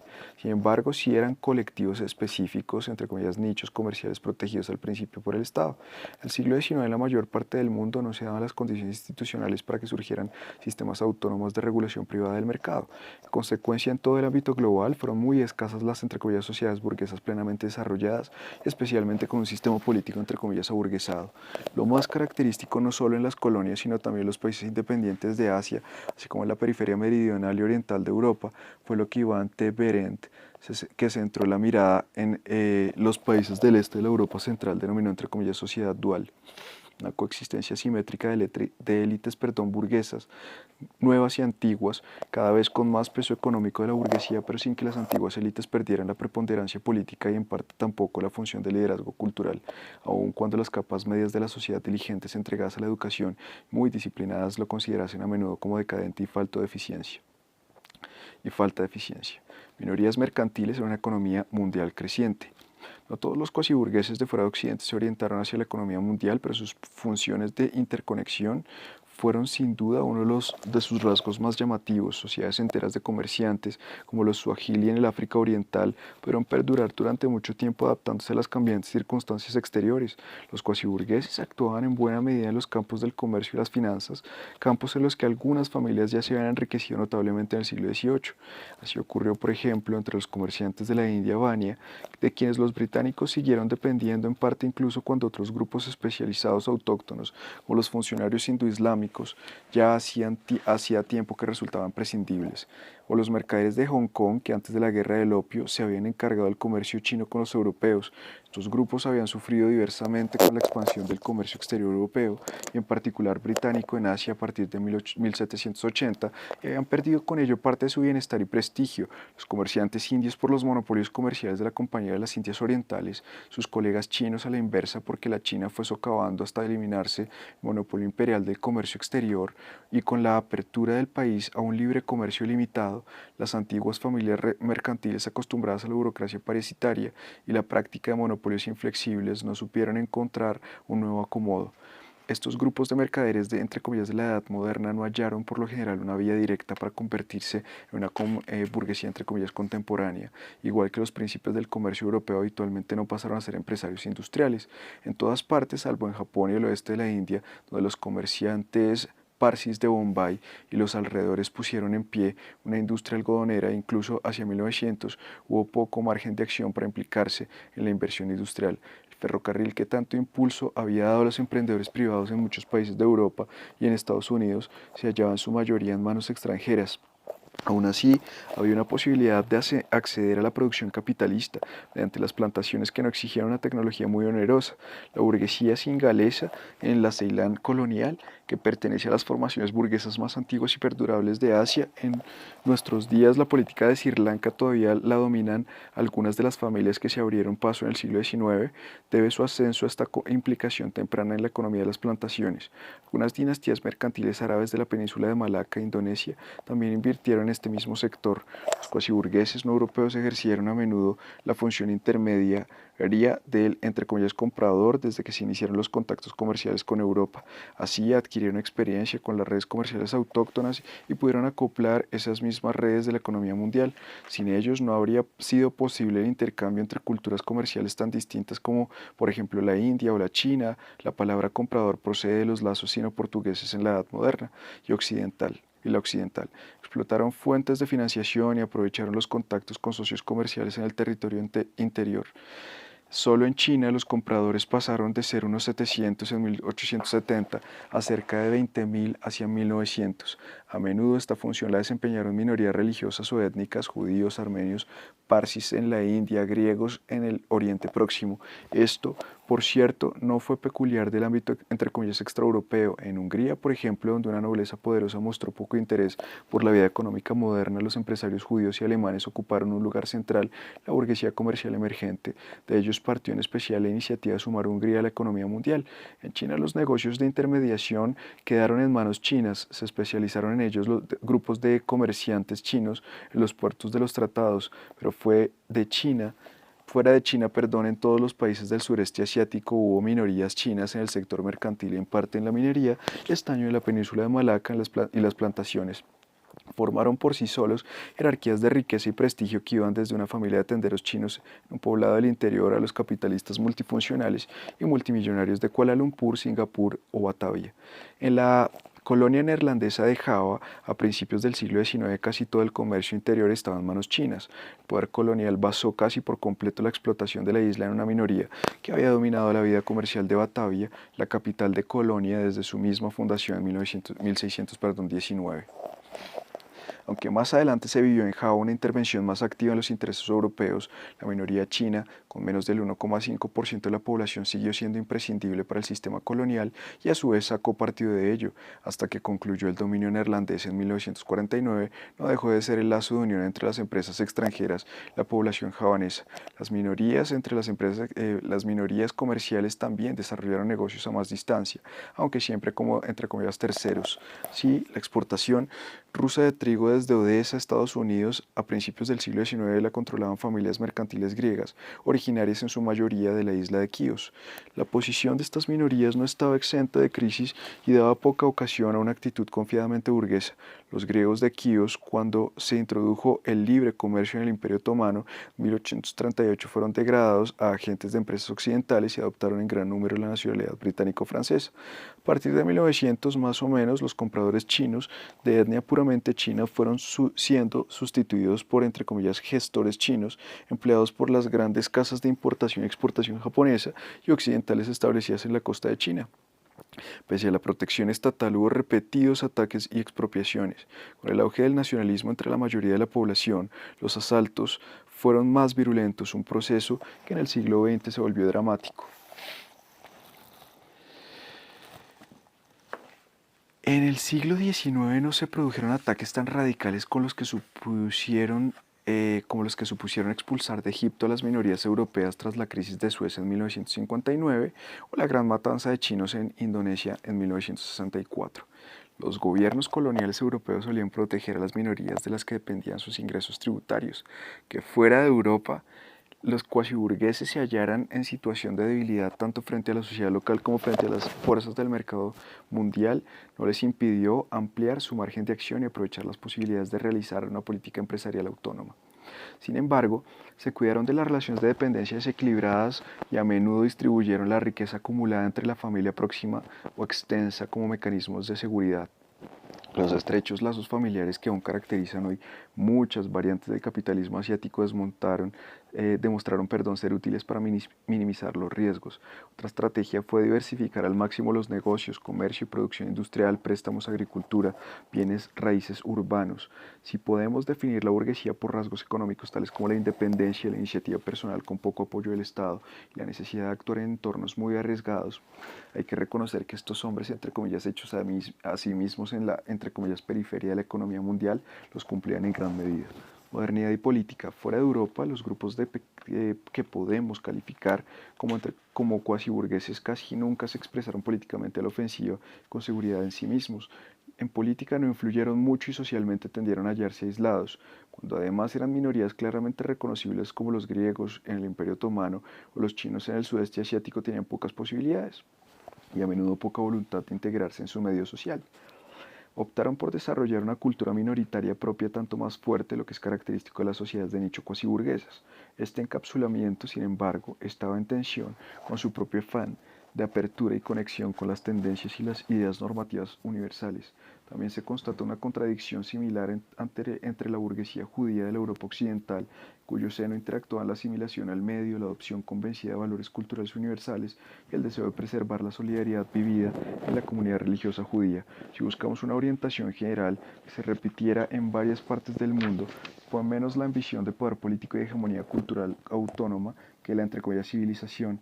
En Asia y África desde finales del siglo XIX, como ya antes, entre los judíos de la Europa occidental desde los tiempos de Moses Mendelssohn, ser burgués significó sumarse a un gran proceso, entre comillas, civilización de las costumbres y las formas de vida. Este proceso no necesariamente se consideraba emanado de Europa, ni se traducía necesariamente, eh, ni se traducía solamente en el papel imitador dependiente. Por inconfundible que fuera el proceso civilizador en ciudades como París, Londres o Viena, los cuasiburgueses de fuera de Europa tenían la suficiente confianza en sí mismos para verlo como una tendencia general de la época en la que tenían intención de participar. Ciudades como Estambul, Beirut, Shanghai o Tokio se modernizaron y los intelectuales autóctonos que escribían sobre ello también creaban al mismo tiempo la ciudad como, entre comillas, texto. En todo el mundo los miembros de las entre comillas clases medias se reconocían mutuamente por su voluntad de ser entre comillas modernos.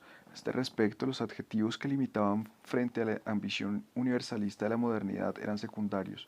La modernidad podía adquirir matices entre comillas ingleses, rusos, otomanos o entre comillas japoneses, pero lo crucial era su carácter indivisible. Solo así se podía evitar una diferenciación fatal entre la modernidad genuina y la imitación. El programa de las modernidades, entre comillas, múltiples que ya se esbozó a finales del siglo XIX y hoy interpreta un papel clave en la sociología contemporánea, un regalo envenenado para las élites cuasi burguesas que emergían en Asia. La modernidad debía poseer un atractivo cultural neutral y transicional para poder mostrarse con autoridad y ser comprensible por doquier. Debía ser una lengua simbólica unitaria, aunque con dialectos locales. Cuando las entre comillas clases medias, como ocurrió primero en la India o hacia 1920 también en Indonesia o Vietnam, se hallaban en bandos distintos de la divisoria colonial, la relación era ambivalente. Los socios podían convertirse en competidores económicos y culturales, los asiáticos o africanos europeizados aunque pudieran ser muy útiles como mediadores culturales, ponían patas arriba el sistema de valores de los europeos, entre comillas, modernos. El afán modernizador de los nativos que rechazó con particular intensidad, y los insultos resultaron especialmente hirientes. Que se les negara el reconocimiento como burgueses de los mismos derechos y como ciudadanos más en general convirtió precisamente a algunos de los asiáticos más occidentalizados en enemigos acérrimos del colonialismo. Las clases medias de Asia y África no practicaron una política nacionalista como propia hasta después de 1900, en realidad tras la Primera Guerra Mundial, cuando grandes oleadas de protestas sacudieron el mundo imperial desde Irlanda y las periferias de Rusia, pasando por Egipto, Siria y la India, hasta llegar a Vietnam, China y Corea. Incluso en Japón, el país con la constitución más avanzada de Asia, solo hacia esta época lograron que se empezaran a oír su voz en un sistema político que hasta entonces habían dominado los líderes Meiji que procedían de la cultura caballeresca de los samuráis. En general, para abrir más espacio a una política burguesa de la, entre comillas, sociedad civil, se necesitó el impulso de las revoluciones del siglo XX, incluida la descolonización después de 1945. Sin duda, elementos de la, entre comillas, sociedad civil ya se habían difundido en el ámbito prepolítico mundial antes de esas fechas. El asociacionismo europeo, que por el este llegó hasta las ciudades provinciales de Rusia, halló correspondencia en otras partes del mundo. Los comerciantes acomodados de China, el Medio Oeste o la India mostraron su compromiso filantrópico ayudando en caso de catástrofes, fundando hospitales, recaudando dinero para la construcción de templos o mezquitas, dando apoyo a predicadores eruditos y bibliotecas. Con frecuencia lo hicieron poniéndose de acuerdo por encima de los límites regionales. La filantropía organizada fue a menudo un punto de partida inocuo para una dedicación más amplia por los asuntos políticos, así como un lugar de encuentro entre los particulares de las, entre comillas, capas medias de la sociedad y los aristócratas o los representantes del poder estatal. Otro ejemplo propio de la sociedad civil fueron los gremios urbanos, que por ejemplo en la metrópoli de Hankou, en la China central, fueron adquiriendo cada vez más funciones a partir de 1860 aproximadamente y se convirtieron en destacados núcleos de cristalización de una nueva comunidad que no era específicamente, entre comillas, burguesa, sino que englobaba a personas de varios estratos, entre comillas, burgueses cultos. Algunos tipos sociales próximos a la, entre comillas, burguesía eran más fáciles de universalizar que otros. Un profesor de secundaria del Imperio Alemán afín al, entre comillas, protestantismo cultural, un, entre comillas, cortador de cupones de la Tercera República Francesa que vivía en las rentas de los bonos de Rusia, eran fenómenos muy locales, menos, entre comillas, exportables que, por ejemplo, un empresario pionero de la industria y la banca que a más tardar hacia 1920 ya existía en todas partes, aunque en algunos países fueran poco numerosos. Ahora bien, si los burgueses comerciantes estaban en todo el mundo, el cambio del, entre comillas, burgués culto fue un fenómeno específico de Centro Europa, más aún de Alemania, el Bildungsbürger. Esto no se debía tan solo al contenido de la educación que recibía en forma lingüística o en idiomas estéticos y filosóficos comprensibles en otros lugares. También tenía que ver con el valor relativo, entre comillas, formación en la sociedad. La burguesía culta se creó en Alemania sobre la base de la reforma educativa neohumanista que se implantó a partir de 1810 con frecuencia pasando por la casa parroquial protestante y ganó terreno para, para desplegarse en oposición a las propiedades poco intelectuales de la nobleza y a las formas y motivos de la cultura aristocrática. El burgués solo podía hacer valer sus aspiraciones y su superioridad mediante la cultura porque los valores de las élites que venían de la edad moderna estaban en otros ámbitos, lo que no excluye que los nobles pudieran tener un conocimiento y una competencia práctica extraordinarios, por ejemplo en la vida musical de los tiempos de Haydn y Mozart, que no estaba reducida a un solo estrato social. Por descontado, hicieron falta unas condiciones determinadas para que personas sin arraigo de la genealogía, la tradición, pudieran ascender socialmente, convertirse en creadores y guardianes de una cultura nacional y propagar un ideal vital de perfeccionamiento por medio de la propia formación. La más importante de esas condiciones previas fue la, entre comillas, estatalización de las clases cultas, que en Alemania estaba particularmente avanzada.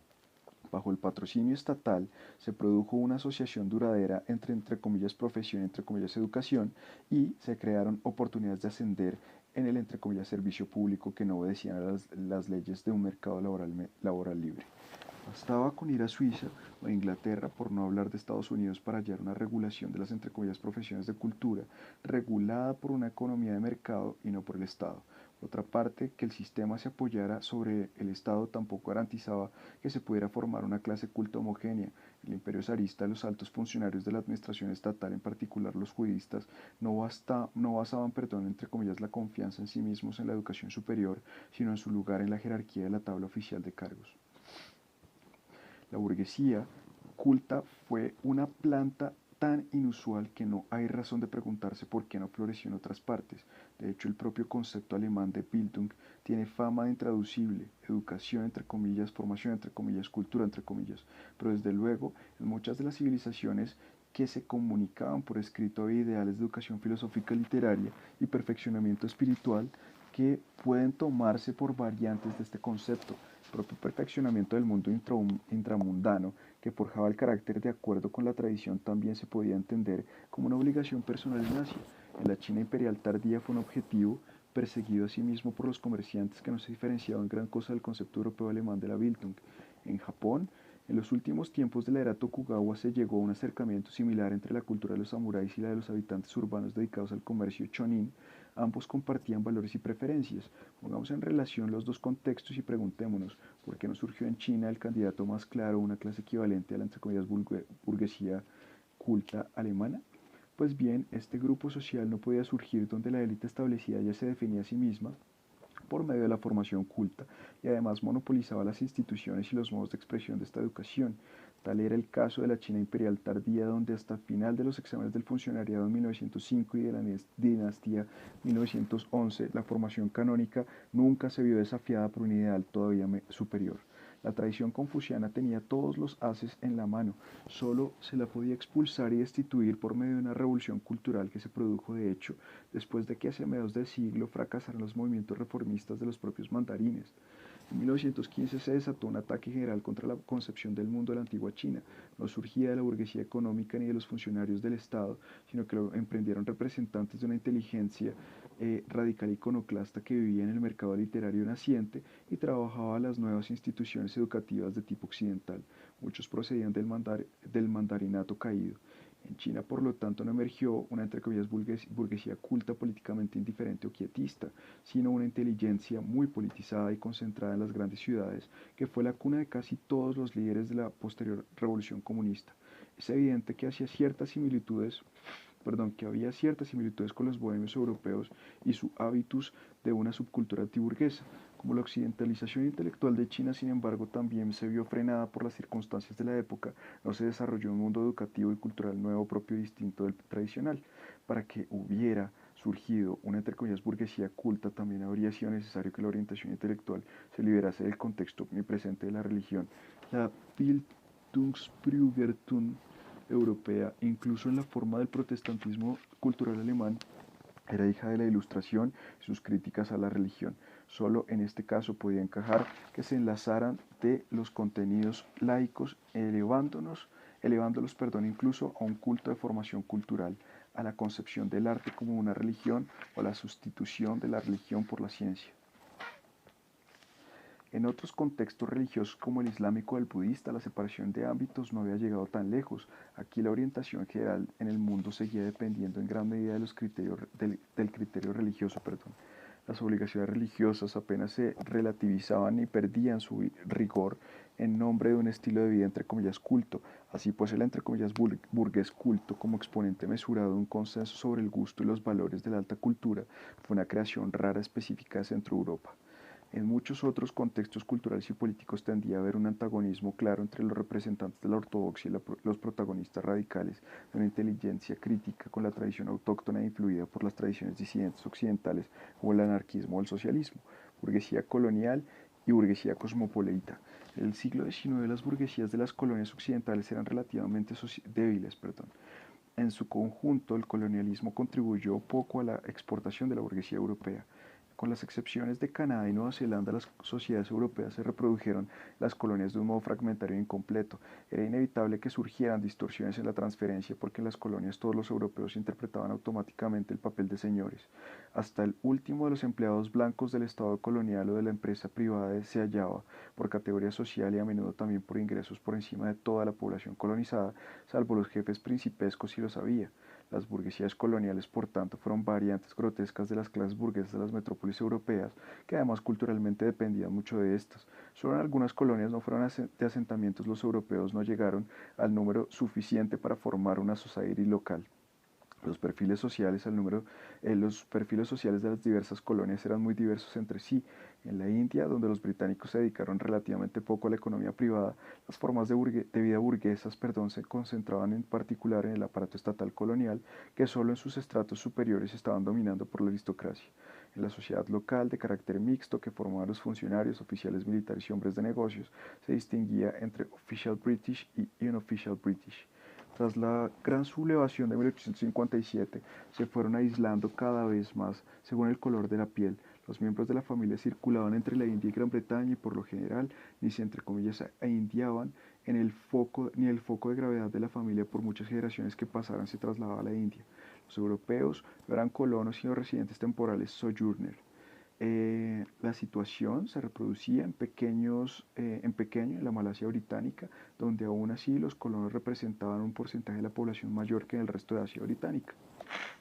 Sudáfrica, a una manera, era un caso único, porque aquí el descubrimiento de oro y diamantes posibilitó que en las zonas de explotación minera surgiese en poco tiempo una plutocracia empresarial muy reducida, entre comillas, gran burguesía económica aislada de los, entre comillas, señores del Rand, como Cecil Rhodes, Barney Barnato y Alfred Beit.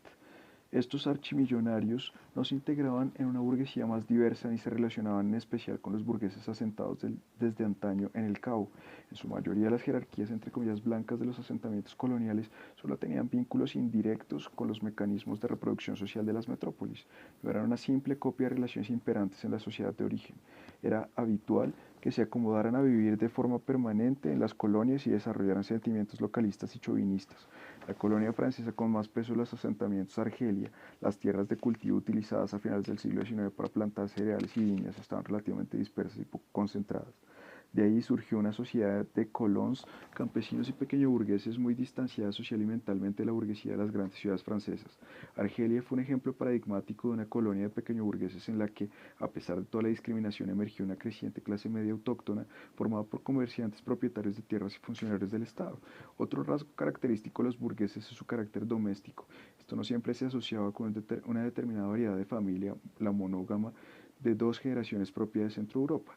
Pero los rasgos básicos están claros. La esfera doméstica queda netamente separada de la pública y constituye un refugio en el que no se admite a los extraños. En la burguesía de vida más acomodada hay una línea de separación entre el espacio privado y uno semipúblico que transcurre por dentro de la vivienda. A los invitados se los recibe en el salón y en el comedor, pero no acceden a las habitaciones interiores. Así ocurría por igual en una familia burguesa en la Europa occidental o en un hogar otomano. La distribución de funciones específicas en salas específicas de la casa también se encuentra en el siglo XIX en Europa y en las ciudades del Imperio Otomano, donde los grupos burgueses emergentes miraban hacia Europa. Sus residencias se colmaron utensilios occidentales, mesas, sillas, cubiertos metálicos, incluso chimeneas abiertas al estilo inglés, pero siempre había una selección. Japón se resistió a la silla, China al cuchillo y el tenedor. La ropa ajustada y apenas colorida de la burguesía europea se convirtió en el traje público de todo el mundo, entre comillas civilizado, y al que aspiraba a formar parte de él, pero a menudo se reservaba a la esfera pública y en la intimidad se seguía vistiendo la ropa autóctona tradicional. La burguesía global se manifestó en la unificación sartorial del planeta, a cuya difusión incluso en los países que más distaban de la burguesía, los misioneros contribuyeron con su idea de definir del vestir entre comillas decente. Las particularidades locales también podían exhibir un sentido entre comillas burgués. En el Imperio Otomano el sombrero, con su diversidad de formas y materiales, siempre había sido un símbolo de condición social, hasta que en 1829 el sultán Mahmud II declaró el fez como gorro obligatorio de todos los súbditos y funcionarios del Estado. Este objeto oriental, con su uniformidad indiferenciada, adquirió el sentido de la egalité burguesa. El decreto por el que el Tanzimat en 1839 declaró la igualdad de todos los súbditos otomanos independientemente del grupo al que pertenecieran, se había anticipado 10 años en la cabeza de los varones del país. Un fenómeno afectó por igual a la burguesía de Oriente y Occidente. Ya durante la Edad Moderna el Atlántico había sido integrado en las redes comerciales por los negociantes europeos y americanos, igual hicieron los marinos y mercaderes árabes en esa misma época con el Océano Índico. Las grandes compañías comerciales neerlandesas e inglesas, manejadas de arriba abajo por el patriciado burgués, también habían conectado los continentes. La novedad del siglo XIX fue el nacimiento de una nueva burguesía cosmopolita. Esto se puede entender de dos maneras. Por una parte, con el tiempo fue surgiendo en los países más ricos de Occidente una capa de rentistas que vivían de los beneficios de un capital empleado a gran distancia. El mercado mundial de capitales que se formó desde mediados del siglo XIX posibilitó que los inversores de Europa burgueses o por descontado de otra condición sacaran partido de negocios realizados en todo el mundo, desde los bonos estatales egipcios o chinos a las minas de oro de Sudáfrica pasando por los ferrocarriles argentinos. A este respecto, el cosmopolitismo no radicaba tanto en la diversidad y el alcance transfronterizo de la acción empresarial como en sus consecuencias, un consumo de los réditos que fluían de todas partes del mundo hacia las metrópolis, pues quienes se beneficiaban de esta globalización inversora estaban en los apartamentos de París y en las mansiones del extrarradio inglesas. Perdón. Por otra parte, existía lo que podría llamar entre comillas utopía fallida del cosmopolitismo burgués. El liberalismo comercial se había planteado como ideal que tuvo su máximo efecto hacia mediados del siglo el libre tráfico de las mercancías entre países y continentes sin coerción estatal ni el obstáculo de las fronteras nacionales, impulsado por emprendedores de diversas religiones y colores de piel. En el último tercio del siglo, el nacionalismo, el colonialismo y el racismo acabaron con esta visión. La burguesía cosmopolita no llegó a integrarse nunca en su formación social real, con conciencia comunitaria.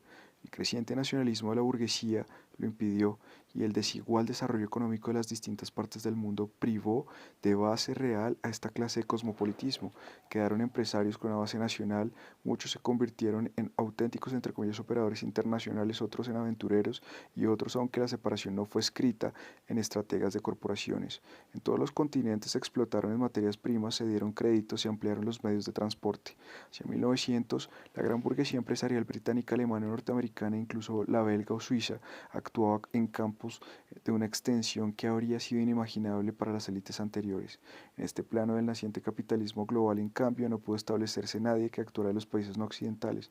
Antes de la Primera Guerra Mundial, incluso en las corporaciones japonesas, con la excepción de algunas navieras, limitando la expansión a su ámbito de dominio de influencia coloniales en la China continental.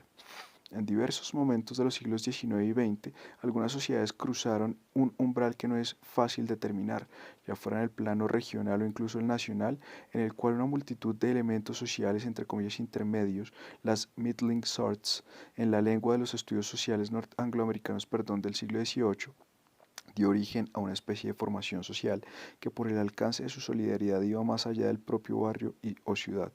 Esta se congregaba en torno de instituciones determinadas. En Alemania, por ejemplo, el Centro de Educación Secundaria de corte humanista reflexionaba sobre un horizonte de valores compartido y creaba una conciencia social propia que también se expresaba políticamente. En Francia, este umbral de cohesión en los burgueses se cruzó en la década de 1820 en el nordeste de los Estados Unidos o la Alemania urbana hacia mediados del siglo, aunque la burguesía alemana siguió siendo mucho más heterogénea que, por ejemplo, la francesa. En tanto que época de transición del siglo XIX fue testigo del ascenso del mundo burgués y su concepción de la vida, pero no necesariamente de su triunfo. En Europa, el proceso chocó con el crecimiento de la clase obrera, que una parte de esta, entre comillas, se aburguesara, no siempre reforzó a la burguesía a finales del siglo en algunos países europeos y en Estados Unidos. Algunos grupos de personas bien situadas entre los asalariados llegaron a estar peligrosamente cerca de los burgueses, aun cuando en el campo político casi nunca lograron la independencia similar a la del movimiento obrero. La propia cultura burguesa adoptó aspectos propios de la cultura de masas, aún antes de que a partir de la Primera Guerra Mundial la industria del ocio hallara más arraigo. Junto a la alta cultura mundial, junto a la alta cultura clásica de la burguesía y la emergente cultura de masas, con el cambio de siglo, con el cambio de siglo, un tercero saltó a la arena cultural, la vanguardia. Pequeños círculos artísticos como el de los compositores de Viena en torno a Arnold Schoenberg, que enarbolaron la bandera de la, entre comillas, emancipación de la disonancia, se retiraron de la gran esfera pública burguesa y estrenaron sus obras en actuaciones privadas. En Múnich, Viena o Berlín, en la década de 1890, algunos artistas plásticos optaron por la, entre comillas, secesión frente a las corrientes estéticas dominantes. Fue una reacción casi inevitable el carácter museístico, histórico que había cobrado la cultura burguesa, de la que la producción artística del momento se hallaba más lejos que nunca. Por último, a principios del siglo XX, la sociabilidad burguesa se vio socavada por la urbanización de los extrarradios expandida primero por el ferrocarril y luego sobre todo por el coche. El burgués clásico es un habitante de la ciudad, no de las urbanizaciones periféricas. Cuando las ciudades empezaron a diseminar y deformar, la comunicación burguesa perdió la intensidad. Así pues, no necesariamente fue la, entre comillas, conmoción de la Primera Guerra Mundial lo que puso fin a una belle époque de los nobles y las clases medias acomodadas. Las tendencias desintegradoras ya actuaban antes de 1914. La crisis de la burguesía europea en la primera mitad del siglo XX se trasladó a la rápida expansión de las sociedades de clase media a partir de 1950, que cambió los ideales de virtud y respetabilidad de la burguesía clásica, entre comillas, por el consumismo. Las clases medias también prosperaron mucho en número e influencia allí donde la burguesía del siglo XIX había sido muy débil. Los gobiernos comunistas frenaron este proceso, aunque el, entre comillas, comunismo goulash no era incompatible con el hábitus burgués y el estilo de vida de la nomenclatura, parodiaba los modelos de la alta burguesía o incluso la aristocracia. Pensemos en la casa de los cuadros principales. Perdón.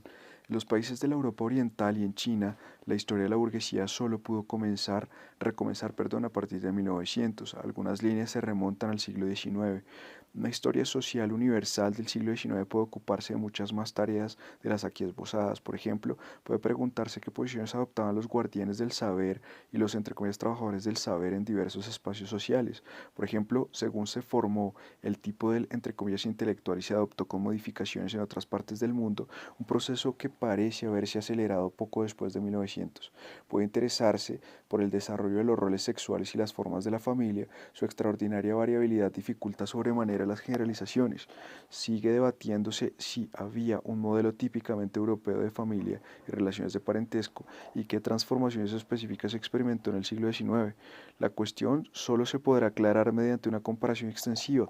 No cabe duda de que los ideales europeos de la familia no se difundieron, entre comillas, por todo el mundo con facilidad y actuando de modelo. Las ventajas de la técnica europea de su modo de librar una guerra saltaban a la vista y se deseaba copiarlas, pero no así las formas extrañas de reproducción social y biológica. Estos elementos básicos de lo social, entre comillas, viajaban con muchas dificultades. Los gobiernos coloniales siempre han mostrado más recelo ante ellos que en los otros ámbitos. Los intentos de reforma estatales y las instancias privadas no empezaron a la gran escala hasta ya entrado el nuevo siglo.